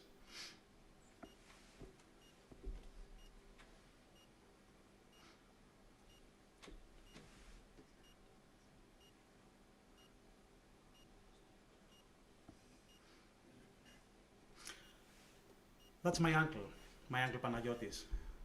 He's the brother of my mother in Agiana. He's about 75 years old, and he just put the new olive plant. When I asked him, why you do it? He said, no, I'm 75. I will see the flowers of that plant in about 5 or 6 years or 7 years. Maybe I will not be alive to see it. But you know, for us, for the villagers, the olive tree, it's not just a tree, it's our root. It's that's what connects us with our story, okay?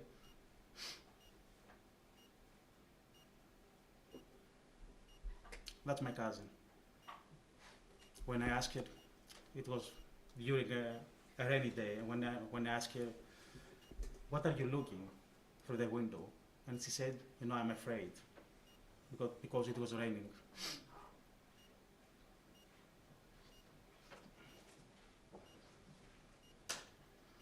That's the last photo, I think, is the most symbolic for me.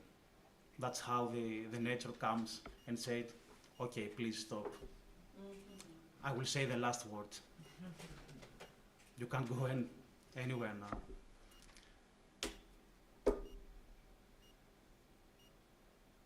Did you know how this phrase comes from? It's from modern times, from Charlie Chaplin, the last phrase. Back up, never say die. Okay, we'll get along. So, that's the presentation. Thank you for being here.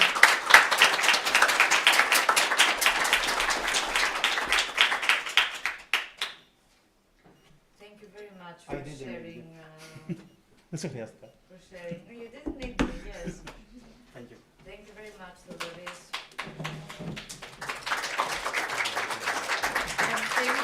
Thank you also because this is also quite personal. It's not only okay. your job. So It's a safe place. It's a safe place. Thank you for that.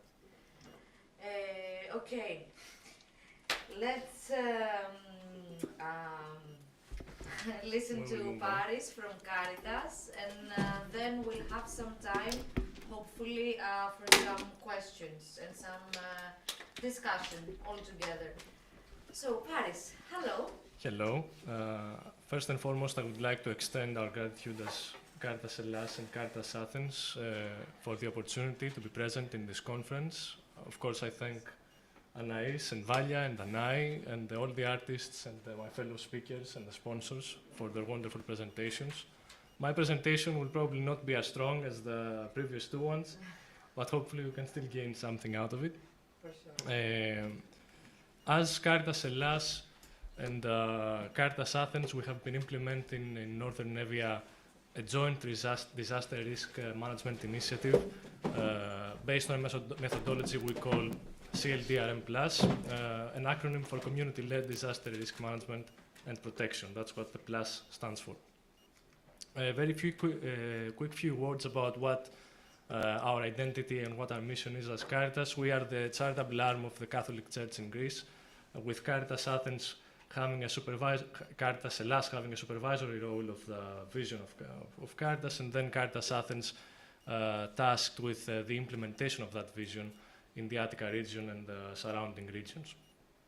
Of course, our mission is to promote human dignity and human rights through undertaking humanitarian and development action, while staying committed to our international standards that have to do with human rights principles and humanitarian frameworks. And of course, as part of a broad international network, we try and remain committed to a collaboration, a strong collaboration, and maintaining a network engagement with local and international partners in order to maximize our social impact. Our values are basically fivefold. We value the dignity of the human person. We try to empower the poor by combating poverty however we can. We promote equity and equitable opportunities. We remain committed to unity and compassion.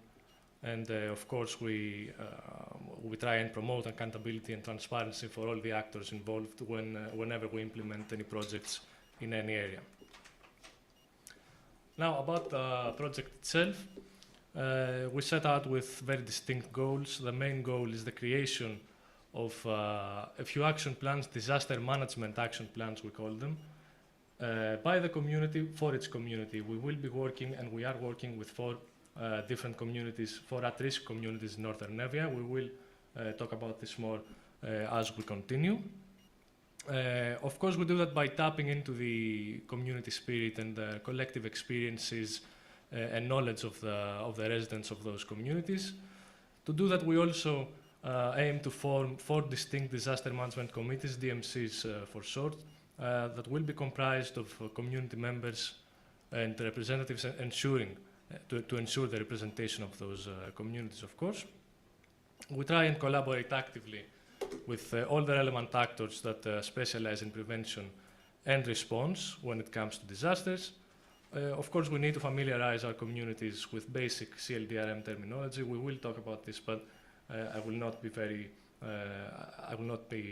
taking too much of your time with this. Of course, the end goal is the creation of a sustainable disaster management model that we will be able to take and implement in other regions of Greece as well by taking the best practices and the lessons that we have learned through this pilot implementation of this program, in an effort to reinforce the community resiliences and their capacities against natural disasters, with our slogan being that we want to leave no one behind in the face of a new disaster event.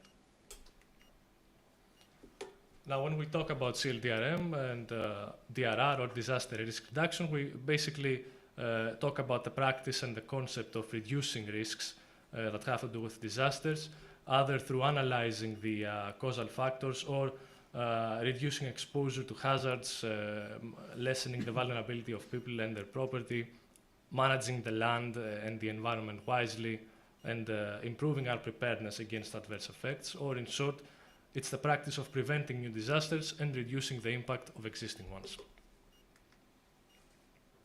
Now, CLDRM, community-led disaster risk management, of course, the keywords here are community-led. It's a process through which we take its at-risk community and try and put it to the forefront of events, enable them to actively engage in the identification and monitoring process of those hazard events, in an effort to reduce their vulnerability and strengthen the capacities, as we said, against adverse effects. It's based on three distinct principles. One, the inclusion of all the social groups in the community, the leadership by the community, promoting a sense of ownership of those action plans, and of course promoting accountability of all actors involved as included in this whole procedure. This is the project structure. I will give you some time to take a look at it. I will not be very thorough on that. I will only mention that since the methodology mentions 10 different activities that we have to implement, we figured that because of the time frame of the project and because of the nature of life in the continent in Greece, it would be impossible and unwise to have communities commit to 10 distinct activities ranging from 1 to 2 hours per time. So we figured we would group them together in 3 different stages. We named them Stage 1, at-risk communities to the forefront. The Stage 2 is the geography of risk, and then the final Stage 3 is the creation of the action plan. You can see the activities of each stage and then the end output of each activity. I will give you a few seconds and then continue.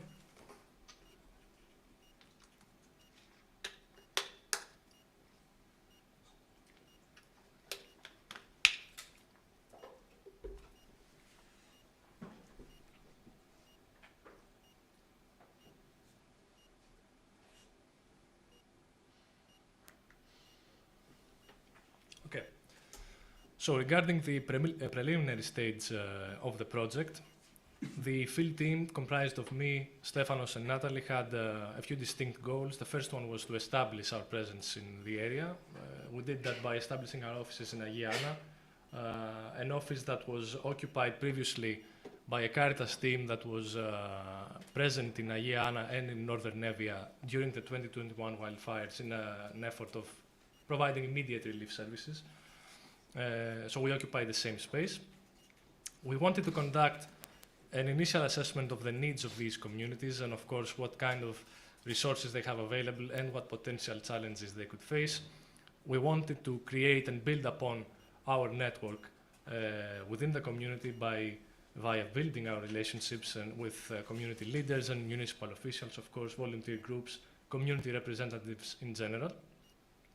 Our goal was to identify, as we said, 4 at-risk communities that would be willing to participate in our activities and in the end develop the strategic plan for raising awareness that we would be able to then take and hopefully implement in other at-risk regions of Greece.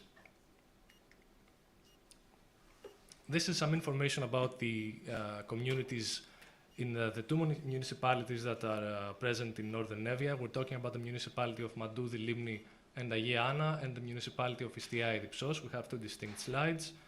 It's an overview of what kind of communities we have, what the population ranges are, the hazards, primarily wildfires and flooding in both cases, the altitude ranges, and of course the accessibility issues that some of those communities face. Some are more accessible than others, which could prove to be detrimental to the success of the project itself. This is the slide for Seestadt and Ipsos, with population ranging from 40 to 4,067 permanent residents. Of course, these numbers vary, typically. The hazards, again, primarily wildfires and flooding, and heavy snowfall, as is the case of Kokinomilia, which Thodoris mentioned and showed us the picture of the heavy snowfall. Again, remote locations and the terrain can prove to be difficult in some communities, which would then serve as a detrimental factor for us when we would have to access those communities and implement the methodology. Finally, we landed on the 4 different communities. We split between the 2 municipalities. From the municipality of Seestadt and Ipsos, we are working with Gouves and Kokinomilia. And in the municipality of Madoudi, Limni and Agiana, we're working with Rovies and Limni. In the parentheses, you can see particular organizations that we found to be present in those communities and that we are working closely with. In Gouves and in Limni, we were very fortunate to have organized volunteer groups of forest firefighters and rescuers residing there, with members being permanent residents of Gouves and Limni. And then in Rovies, of course, we are in close contact with the agricultural cooperative of Rovies, who were very we were very happy to have them share their space and their connections and sort of facilitate the whole CLDRM process. Our criteria for selecting those communities were those, of course, accessibility, because we had to take into account the difficult weather that can occur in Northern Evia. There is thick fog, there is heavy snowfall, there is heavy rain sometimes, which would make our ability to access those communities very, very tough at times, and we do value the well-being of our employees. Of course, community inclination towards those collective activities was a big factor. We were in close contact with the community presidents that would let us know, in each case, how willing in general the population would be into participating in activities such as this. Obviously, the significance of the imprint of the previous disasters, we wanted to focus on communities that had big problems, especially with 2021 wildfires, but also flooding phenomena, in an effort to achieve the highest possible coverage and the highest possible impact for our project, always diversifying in terms of total population and, of course, in terms of social groups that are represented in our activities. Now, moving forward to the conduction of the CLDRM activities, I have provided examples here. I'm not going to go through all 10 of the activities because, first of all, we haven't concluded the activities themselves. Currently we are underway the 3rd stage of the project, but I will give you an example of the first 2 stages of the methodology. We have the first example, the first activity, we called it social memory of events. This is the case for Gouves. We conducted this activity on the 12th of February.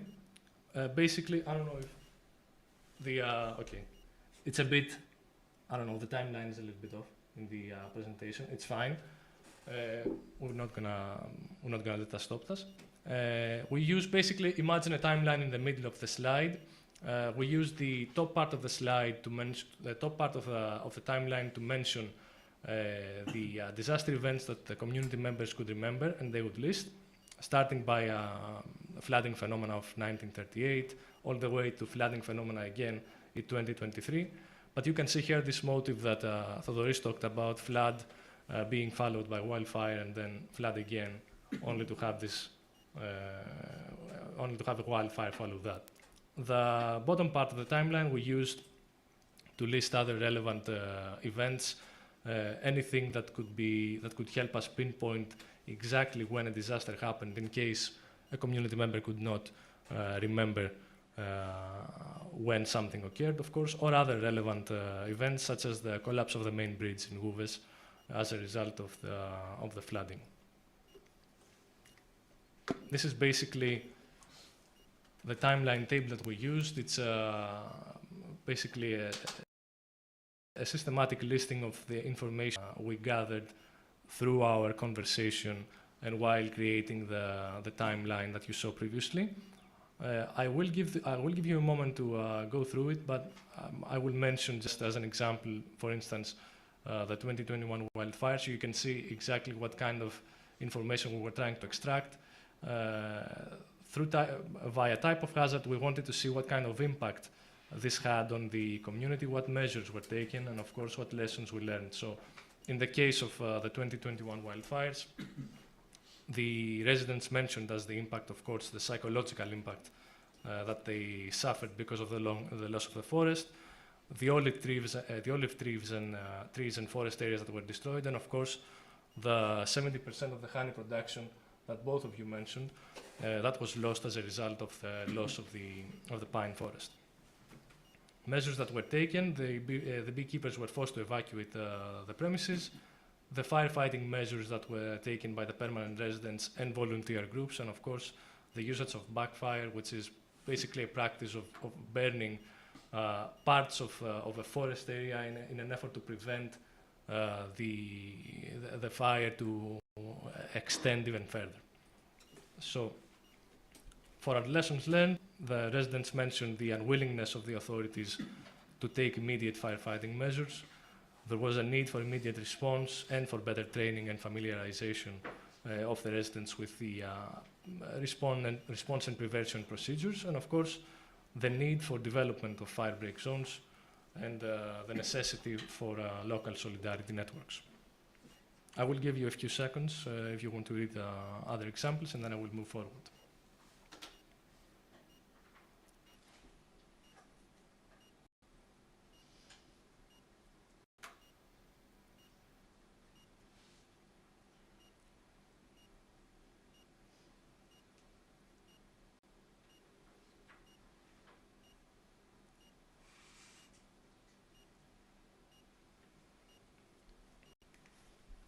Okay, so this is the second example of an activity, again from the first stage. This is a mapping of disaster responders.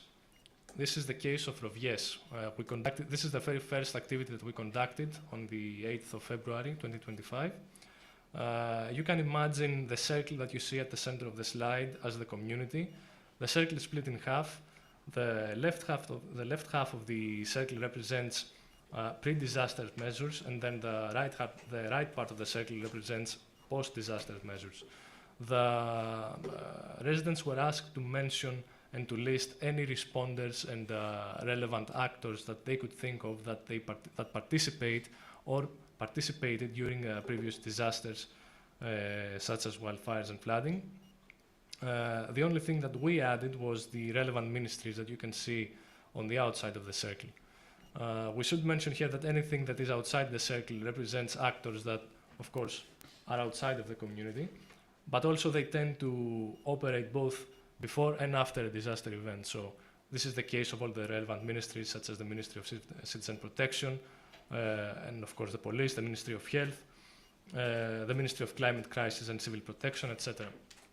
Now within the community, you can see at the center of everything is the community president, that is in contact with almost every relevant authority and every relevant actor. The forestry, the VAFFRL stands for Volunteer Association of Forest Firefighters and Rescuers of Limni. Various associations, the Rural Physician, of course. ACR stands for Agricultural Cooperative of Rovies, and the other local volunteer groups. Everything that you see that is in the middle of the line operates both before and after the disaster event, but with the difference being that they also are actors within the community of Rovies. Our third example here is the community hazard mapping, as we say.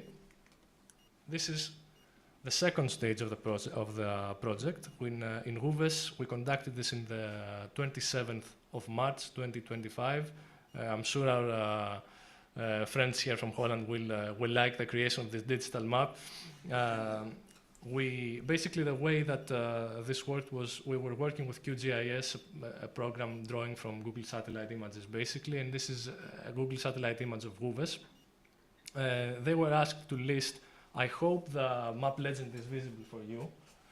They were asked to list in order what points of natural landscape they could find. This could be either mountainous areas, streams and rivers, farmlands, forests, of course, if present, because the majority of the forest in Wuves has been burned. I think they mentioned 98 or 99% of the forest areas being completely burned, and as such, they found there was almost no need of them to mention any sort of burned forest. Relevant infrastructure, of course, with points of interest and the main roads.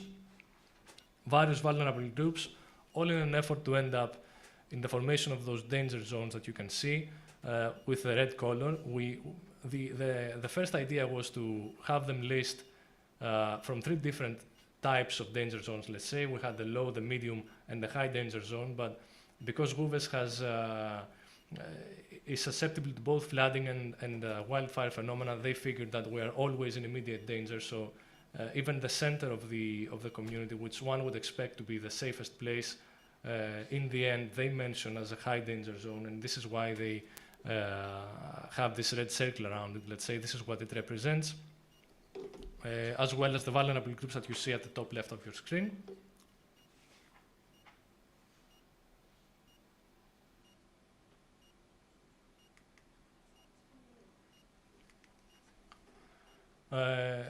This is again an example of another activity. We try to map vulnerable groups and individuals. This is the case of Limni in the 4th of April in 2025.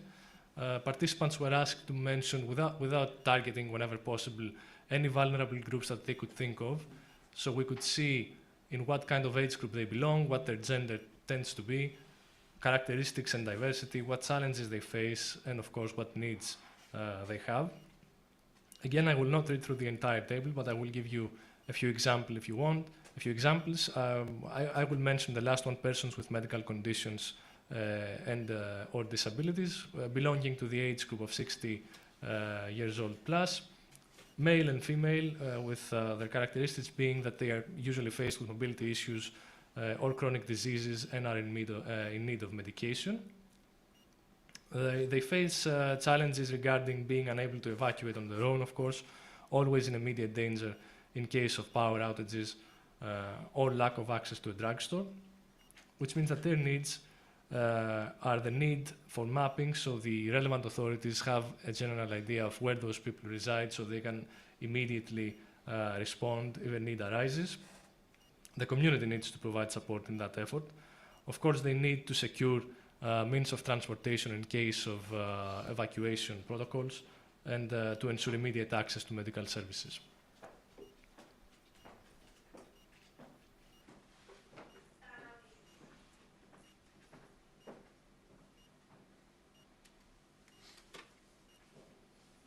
And another example, the risk assessment.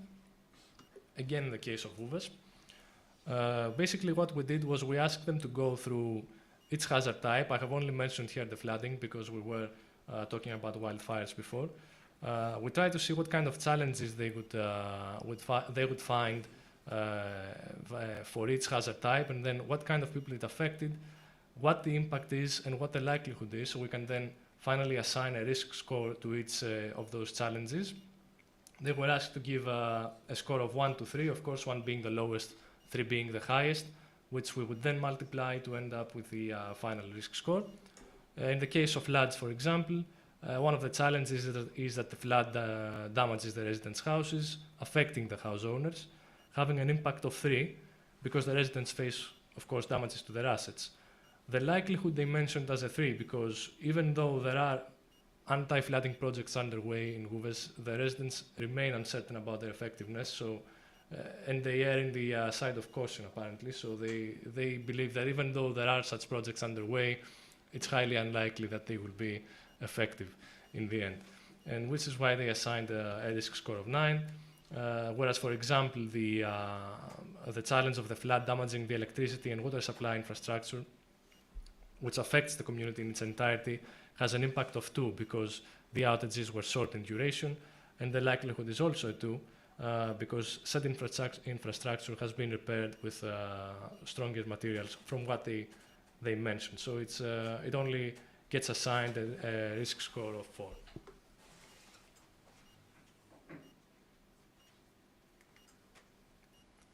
Now, regarding the next steps of the project, we are aiming and are currently working on implementing the third stage of the project in our 4 at-risk communities, which means we need and we're going to develop either mitigation or preparedness action plans based on what kind of community-driven solutions they give us. Of course, this requires us to form those disaster management committees that will be tasked with the implementation of those action plans and also represent the communities moving forward because, unfortunately, Caritas will not be present forever in the area, and we want to ensure that whatever we land on with the communities has some sort of continuance with the local authorities. And in that effort, we are aiming to implement 4 small-scale DRR infrastructure requests, which I will give you an example right now so you can understand basically what it means. We have the case of Kokinomilia, for instance, which the request was the replacement of a damaged polyethylene water supply pipe that connects the community's water reservoir to a natural water spring.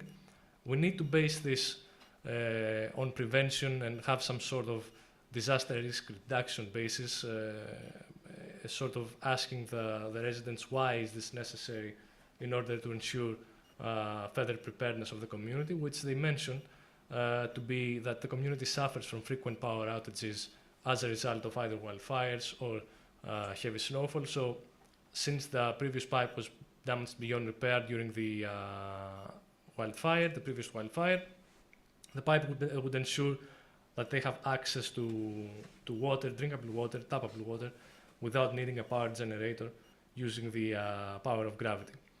And of course, Gouves, they mentioned as a possible request the construction of a water tank at a natural flow site near the village's entrance, on the basis that since we have residents in Gouves that are also part of the volunteer association of the forest firefighters and rescuers of North Central Evia, they would then be able to quickly refill their fire trucks by having access to sufficient quantities of water, and in turn be able to immediately respond to fire emergencies or other situations.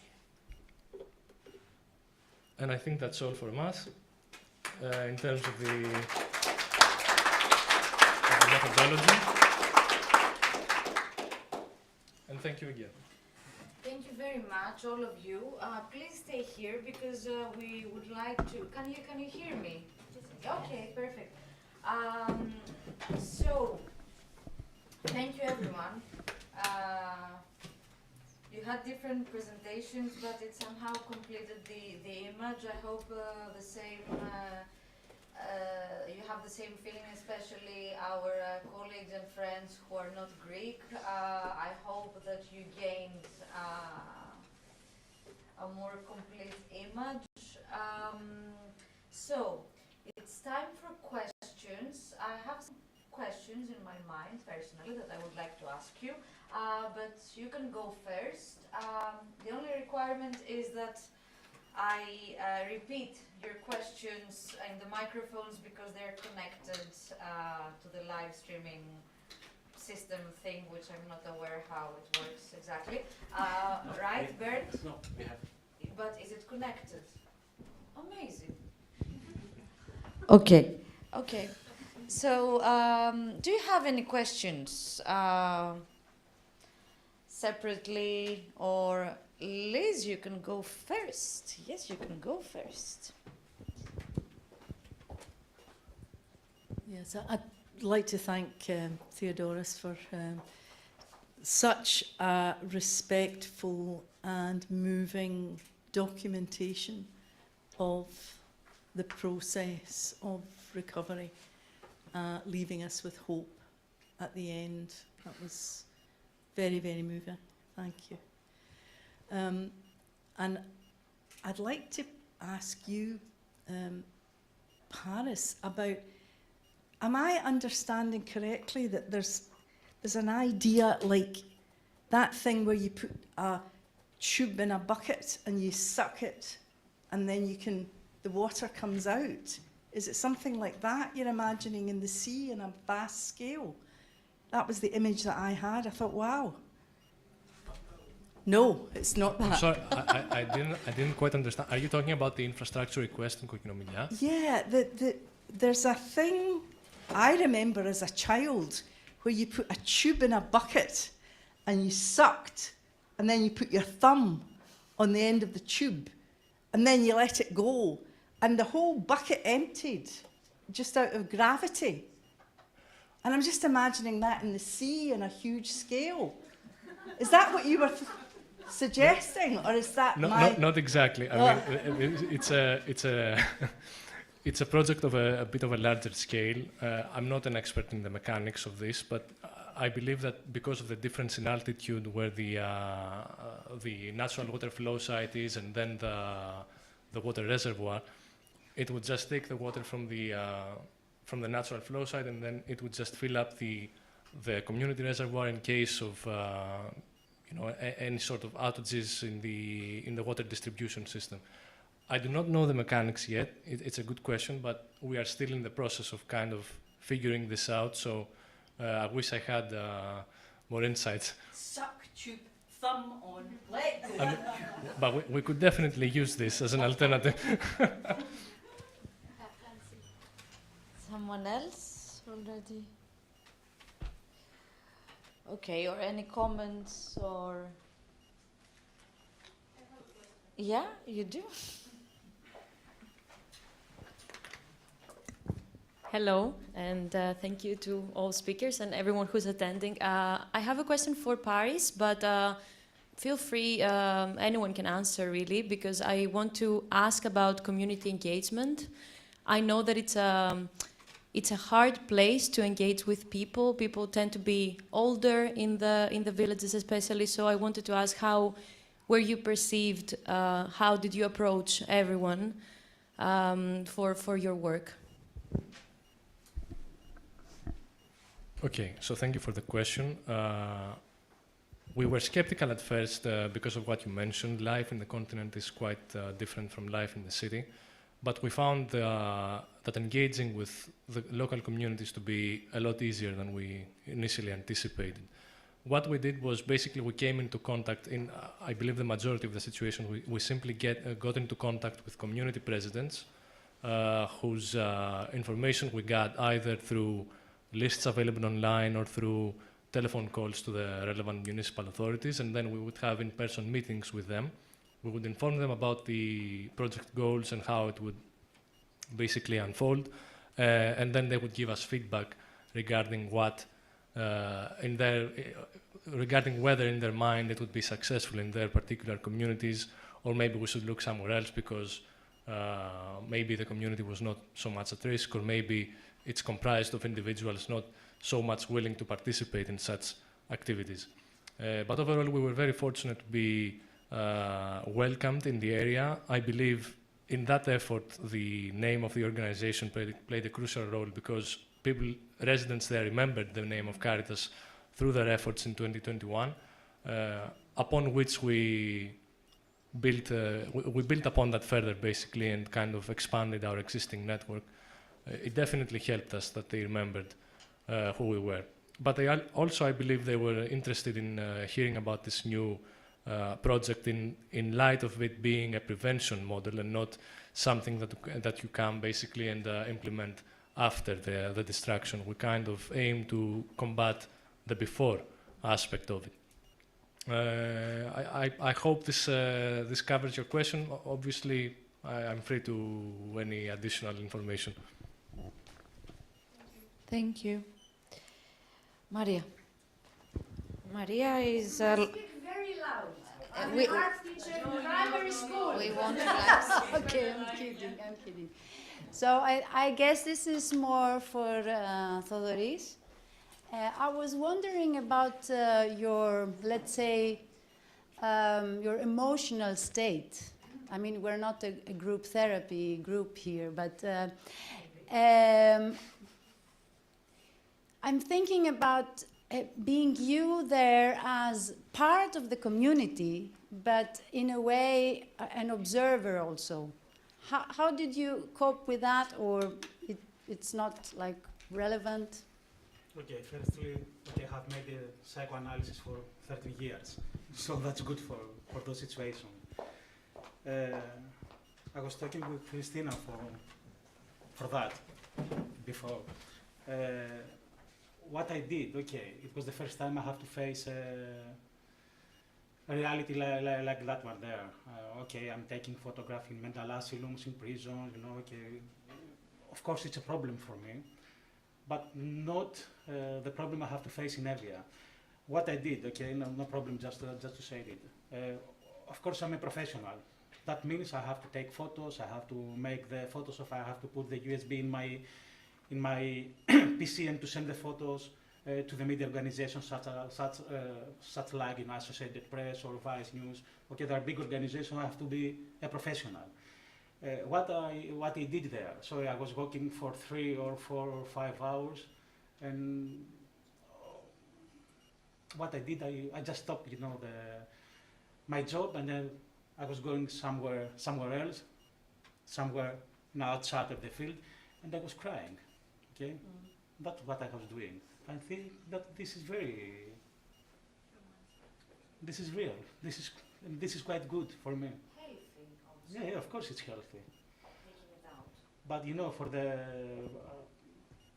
until now, when I have to organize, you know, the photos, or I have to go back to the field, I just feel, you know, I feel very, very upset. You know, I'm crying, but I think this is healthy.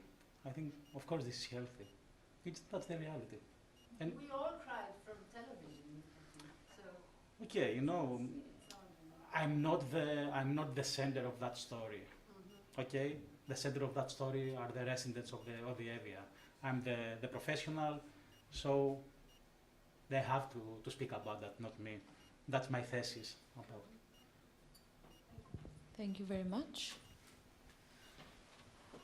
Rem?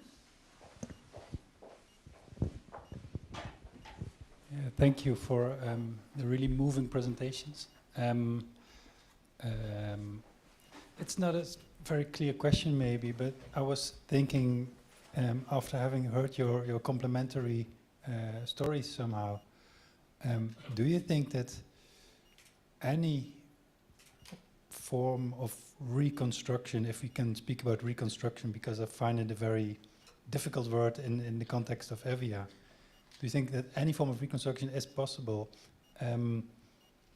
without the persons working on it having been moved in the way as you have been, and maybe most of us in the audience have been? And now I realize it is a specific question.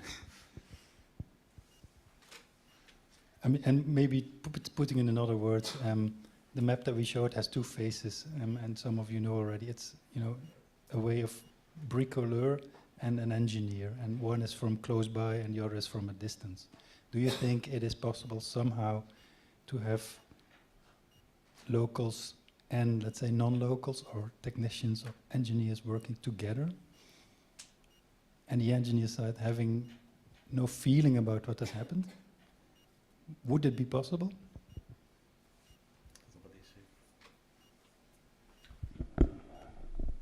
I can answer maybe.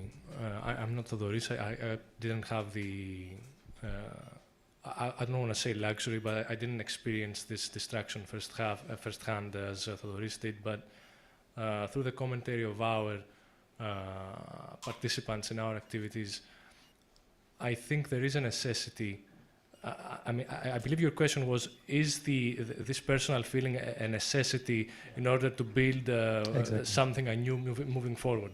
I believe it is, just through the commentary of the residents alone, in the sense that they do feel there is this rift between their own personal lives and how they are perceived and treated by the local authority, and also they very rarely view whatever projects are undertaken as actually taking into account their own experiences, and they don't necessarily perceive them as them being as for their own personal benefit. So I think there is a certain need for empathy there. I think your question is very good, actually. I think they silently believe it. I don't assume. I don't think they are they would be very open to share it so openly, talking about the residents of Evia.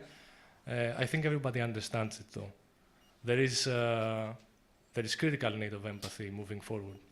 That's maybe the word I was looking for, empathy.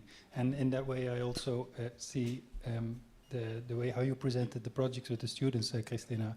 You take them to a location, and you do not work from a distance. So highly appreciate it.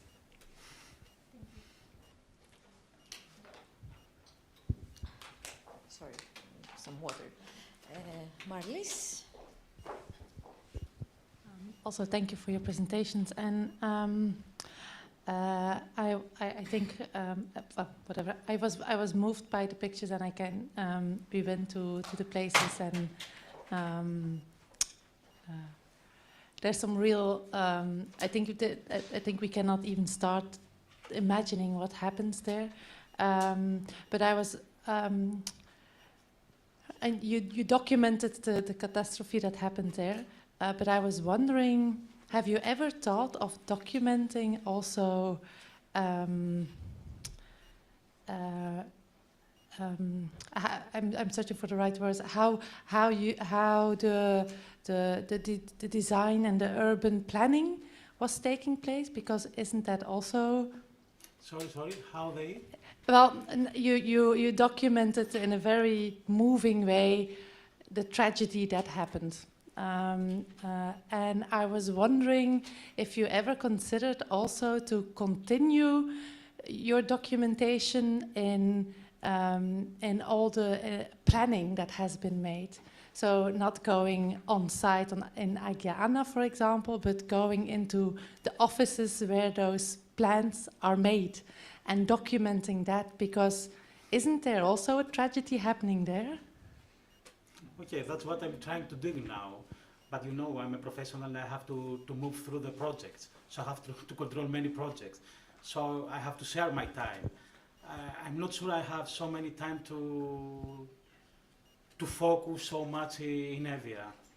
Because I have the lessons, I have to take care of my child, I have to go to Evia, I have to go to Balkans, I have to go. So I am not sure I have so much time to do it. It will be perfect for me to do it. And thanks for the idea.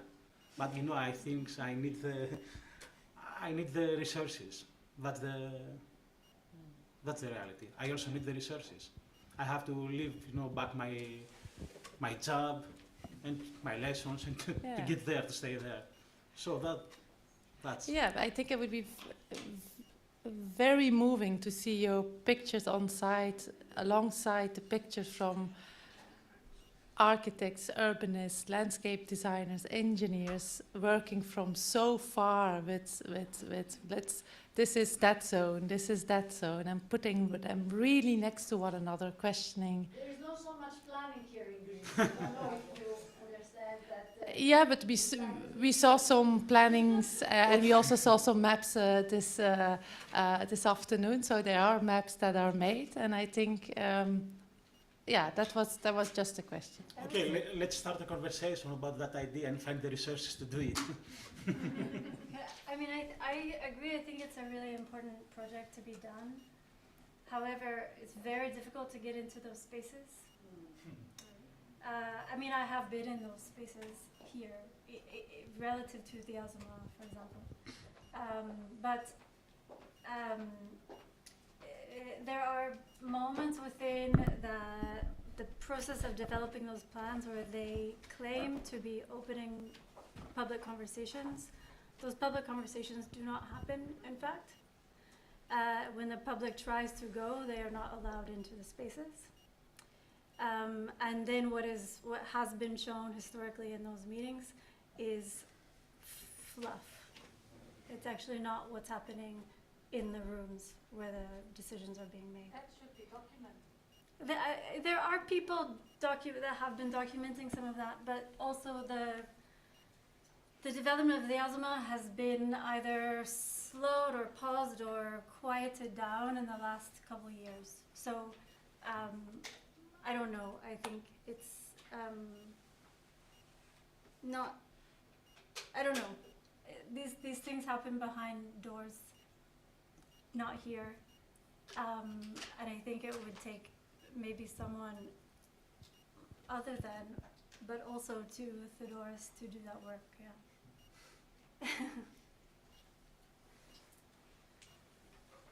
Can I ask you, Christina, we talked about objective empathy sort of coming from the outside, and I wonder if you feel that that's what artists can bring to the situation, and I wonder if you think that our project, Turning the Tide, because we do have some more local lab activity to run, do you think that our Turning the Tide project might be able to help with that kind of process moving forward? That yes, you're right, you don't have the professional capacity to deliver that, but perhaps there's something that we might be able to help with.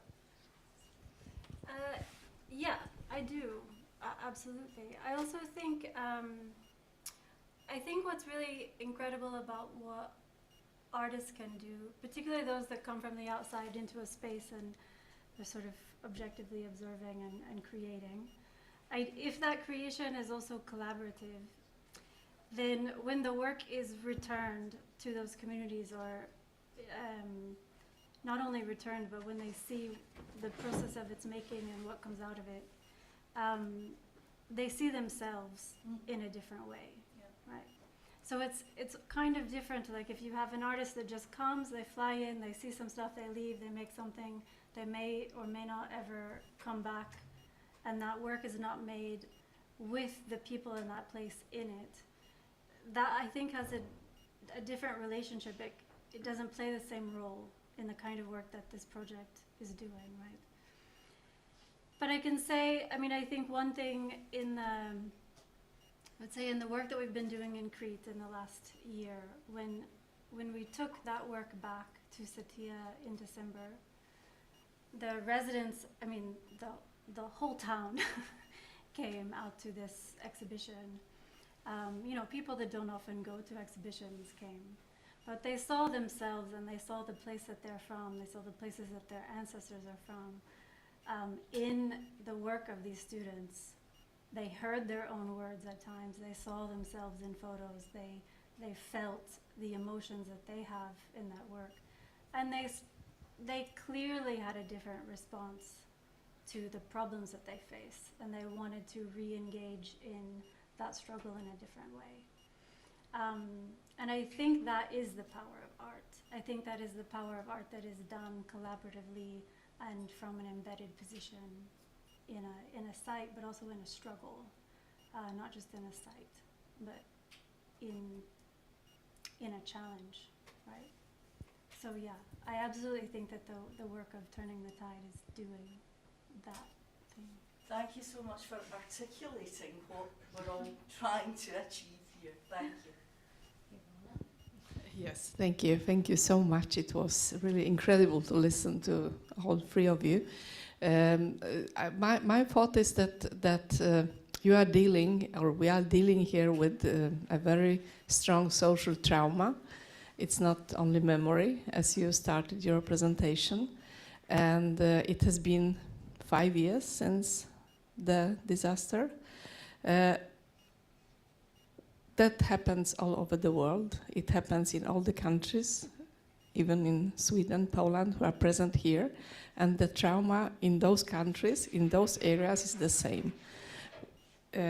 You are presenting some photographies, very good ones.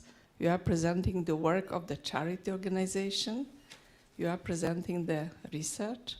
But is that enough? What is needed to solve the problem once and forever? Is that even possible? I mean, looking at your schedule, it started 1938, and it's repeating.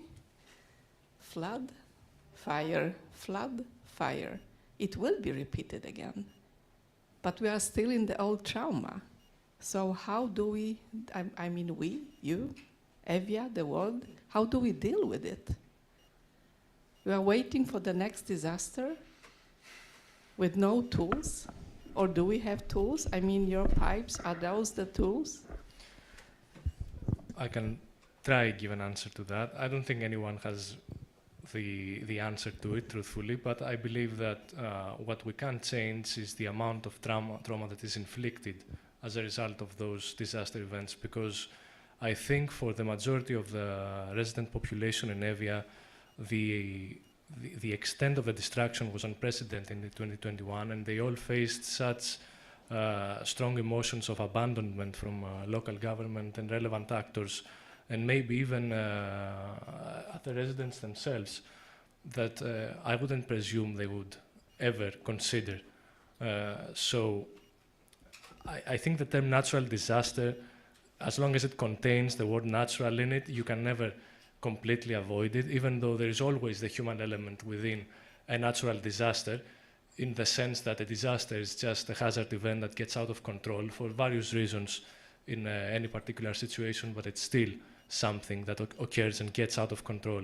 What we can do is, through our collective work, kind of work towards mechanisms that can alleviate the shock that those resident populations faced in the face of disasters, and work on reducing the trauma basically inflicted, even if that is through the prevention of disasters whatsoever, or the mitigation of those adverse effects. I think this is what we can do. I think it's impossible to prevent natural disasters completely. It's been with us since the beginning of time. We can only work on basically learning to live with them as best as we can, and protecting ourselves and our property as best we can, while also facilitating, of course, a sort of system of solidarity and mutual understanding between residents and local authorities and relevant actors. Thank you. Would you like to add something to that? Or?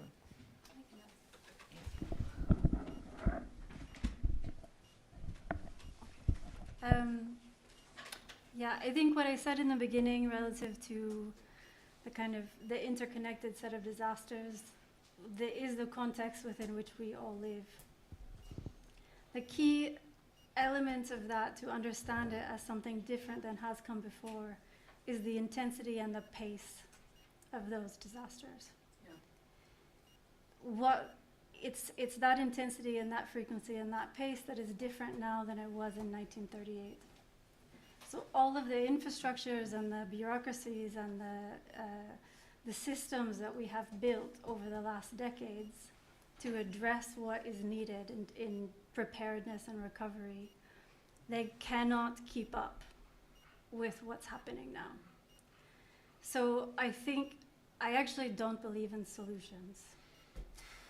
I don't think they exist.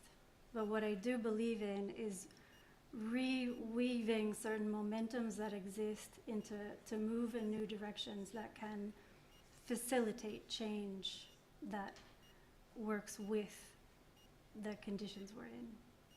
So what we need is to empower communities from the ground up, to build their own response systems, to understand that they have an important role to play in preparedness and recovery. And I think that is the work that Caritas is doing, that it's not necessarily going to prevent these horrible things from happening, or even to prevent the trauma, or even mitigate it, perhaps, right?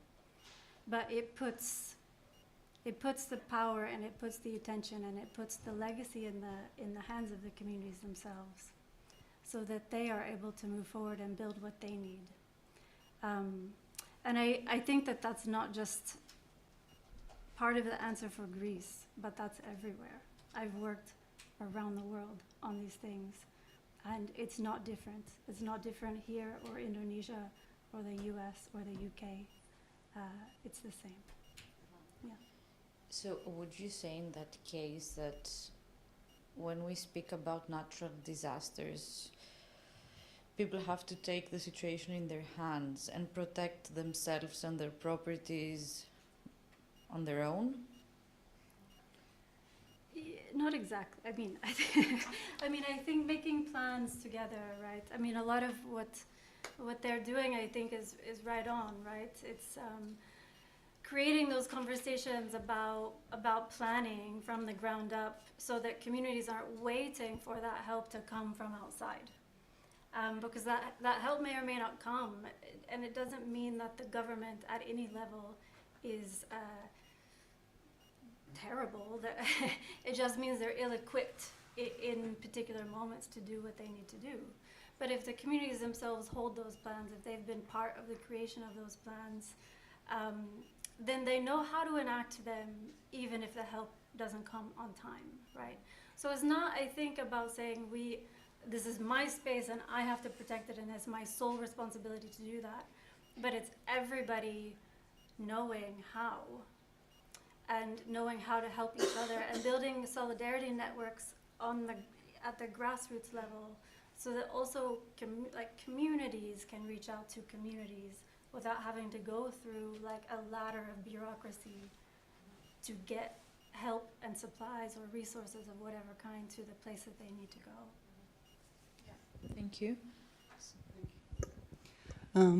Thank you for all the talks and the insights. I have the feeling now that the arguments come from as if we are all on the same page. And this is my question, and it's an institutional question. Because I think we also all agreed that we have democratic structures and that we have experts to work on plans. And this is, I mean, I'm also for grassroots communities and for solidarity and for neighborhood work and for all that stuff. But I mean, we have a really huge problem within our democracies, and how do we address that?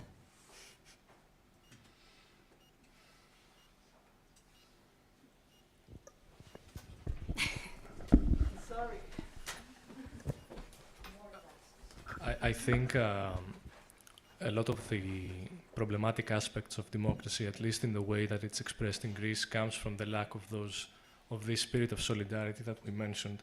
It's not something that we have in our DNA as Greeks. I don't know if it's otherwise in other parts of the world, but we don't tend to be very coming together in those sorts of situations, or in general.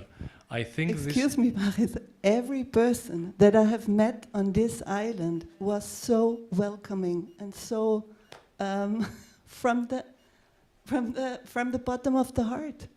I don't dispute that, yeah, but I think in general, when it comes to activities such as prevention or mitigation, or in general taking ownership of the land and our collective, let's say, our collective experiences in the face of danger, I don't think we're particularly good at it in Greece. We do have a tendency to act individually in times of crisis, though in the case of Evia, this wasn't the case. Actually, people did come together, but it was always, and unfortunately, after the disaster event, it was not something that was latent and sort of happening continuously the previous time as well. I think this shows in the way that in the way democracy is expressed in Greece in general. We do have a certain level of distrust against both experts or local authorities, because we share a certain level of distrust against other residents and our neighbors, and so I think if we are to alleviate those democracy problems that you mentioned, maybe this is a good place to start, to kind of foster solidarity through actions such as this, help the communities regain ownership of their collective experiences, even if it's not in the face of disaster events, in the face of something else. I think this is what we're currently lacking. Hopefully this is something that we can build upon with this project and with the help of other artists, because those residents do find the presence of those artists very helping to their psyche, in the sense that they do feel a certain level of abandonment from everyone in Greece after a certain time has passed from the event. So this is now 4 years since the 2021 wildfires. I guarantee it means everything to them that there are people like artists or organizations such as Caritas that are still willing to kind of tap into their experience and what they were thinking and what their knowledge is, so they can build upon that. This is my opinion. I think we need to foster our solidarity more in a way that we manage to kind of show a bigger level of trust of relevant authorities, experts, ourselves in the end.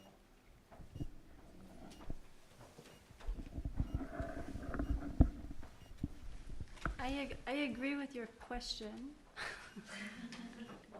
I don't know. I don't think we can solve democracy. I mean, I'm Greek American, so I'm from 2 failed democracies. I think we have to change the disciplines. We have to change the experts, though, right? I mean, I believe in planning. I believe in architecture. I believe in design. I do all of those things, right? But there is a legacy in those disciplines, as practices, that we've been trying to break it down for the last several decades, actually. And it is breaking, it is changing, these practices are changing. But it's slow, yeah, it's hundreds of years of undoing. But there's a legacy in the spatial design disciplines to be from out here, looking down, fixing the problems, and reinforcing boundaries. What is inside, what is outside, what is allowed here, what is not allowed here. And coming from a place of expert, actually, that we know and you don't know. And just because you live here, it doesn't mean you have important knowledge for me. That's the legacy from which all of these disciplines come from. And it's not only design, it's also law and medicine and like it's everything. And so you have to change how those disciplines practice themselves, how they're positioned, but not how they're positioned necessarily by the people, but how they position themselves. And this is actually precisely why I went into education after practicing for a number of years in the field. Because I believe that change needs to occur, and the only way I can see doing it is educating young practitioners, the future practitioners, differently. But that's where I think the change has to be made. Democracy, I don't know.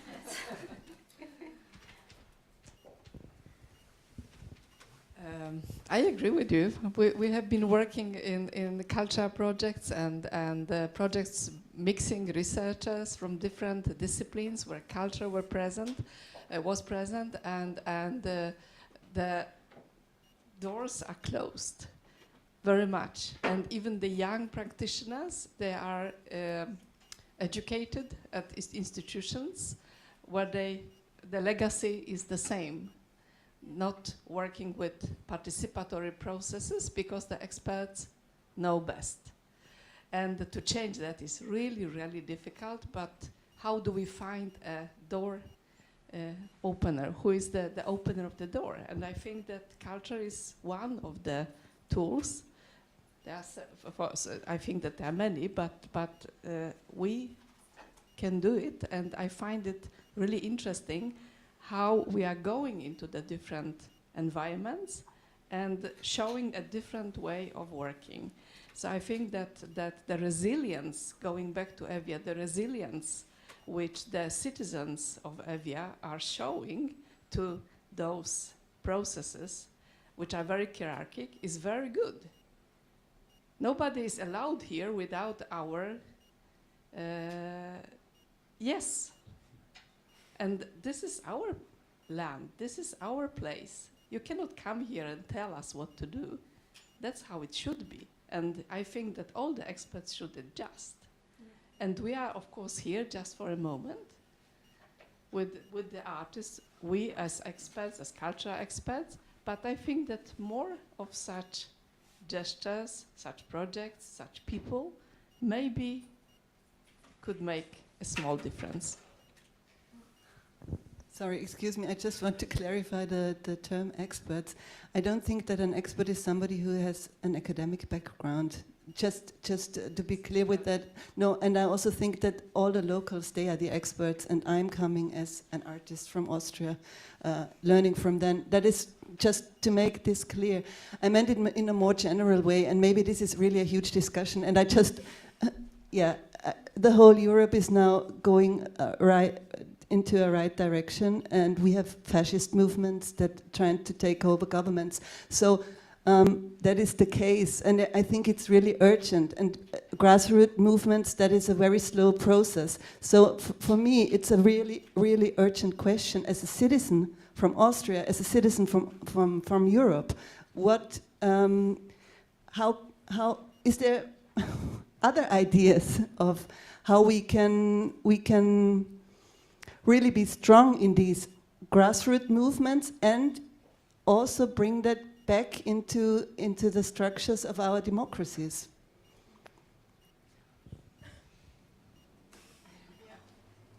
Not fast enough. We can't do it fast enough, I think. I don't know. I think the key concept here is the necessity of time, because we are talking about a process that happens in basically two distinct stages. One is how quickly can we change the familiarities of the residents, and for example, in at-risk communities in Evia, how quickly can we make them be more collective in their efforts and foster this sense of solidarity. This also comes with at the expense of accepting the fact that if we want to see this have any sort of effect at the, let's say, at a level above the local national authorities, then we have to, by default, give it a lot of time, because this is a process that takes a long time, unfortunately. I think we need to trust the initiatives of the people that we have here present, and others, of course, as well, that they show a difference in thinking and a willingness to instill change through measures either in education or in various programs. But we do need a certain level of continuity in our efforts, because this is something that happens across time, unfortunately. This is a system, a structure that has been built in very sturdy, let's say, grounds, and it's very hard to have it collapse in a way, or not collapse, but maybe change. It's a slow procedure. We need to be patient. Yeah. Maybe besides time, what also might be something to think about is maybe also a changing in attitude and in tone, maybe. In the Netherlands, with our Institute of Cartopology, we organize idiot hours. And idiot hours are little hours in which everybody can come and be the idiot. Be the one that does not know. The idiot is somebody who's misplaced, who does not know, who has no idea, who's totally the stranger, who's incapable of asking the right questions and therefore asking the right question. And I think when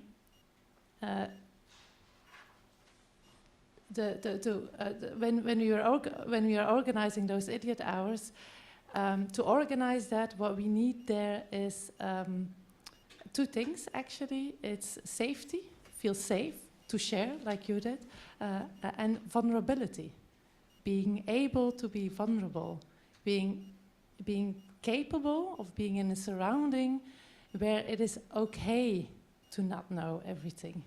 That means that you don't have to be like, I have to know everything, so I'm going to, but that maybe also means that you listen to the other as well, so that everybody can be the expert or nobody can actually know.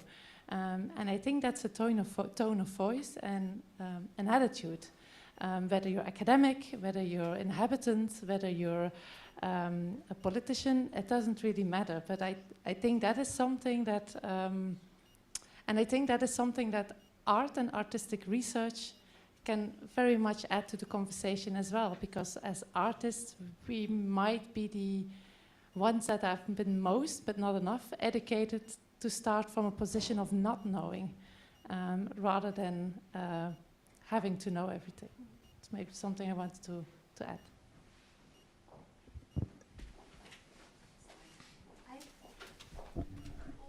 I think that, sorry, I think that's a really beautiful thing that you're doing, like a really powerful idea.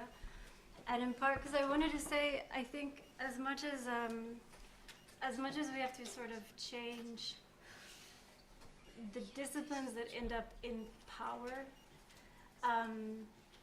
we also have to change, you have to empower residents to know that they have valuable knowledge. This is like a tricky thing that I've encountered many, many times, right? Like residents of a community know what to do, they have the best answers, but they don't feel like they have, that they are the ones that can say what needs to happen, right? Or what works or what doesn't work. They still think that the expert needs to validate what they know before it can be implemented. So I think that that sort of re-education project has to happen on both ends.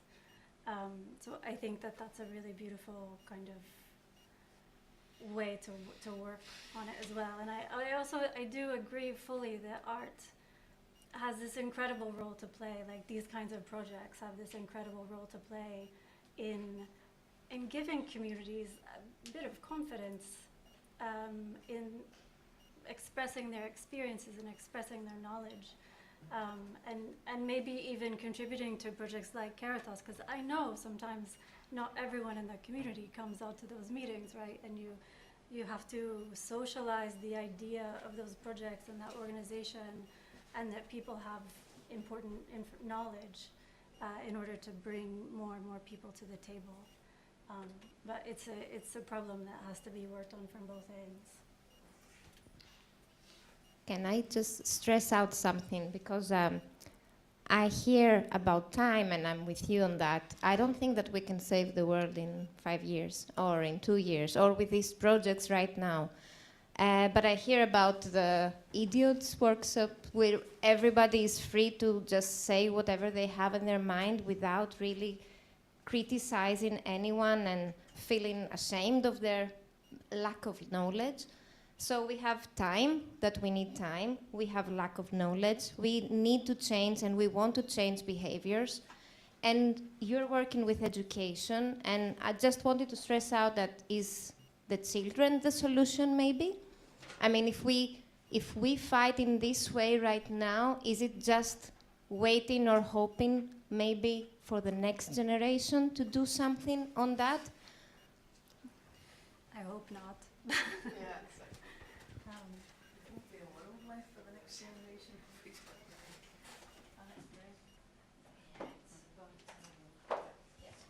Okay, so I think the conversation could continue. So I think we should put a full stop for now here. Thank you very much, all of you. It was really interesting today and a good kickstart. Tomorrow we are going to visit some of the areas that we learned things about today, and we saw pictures as well. We are meeting the Caritas team in Agia Anna tomorrow morning, and then we're visiting Limni and Prokopi. And then on Friday, we have our research and artistic presentations at the Tetarto Kiklio. So we really hope to see you all there again. Yeah, thank you very much, everyone.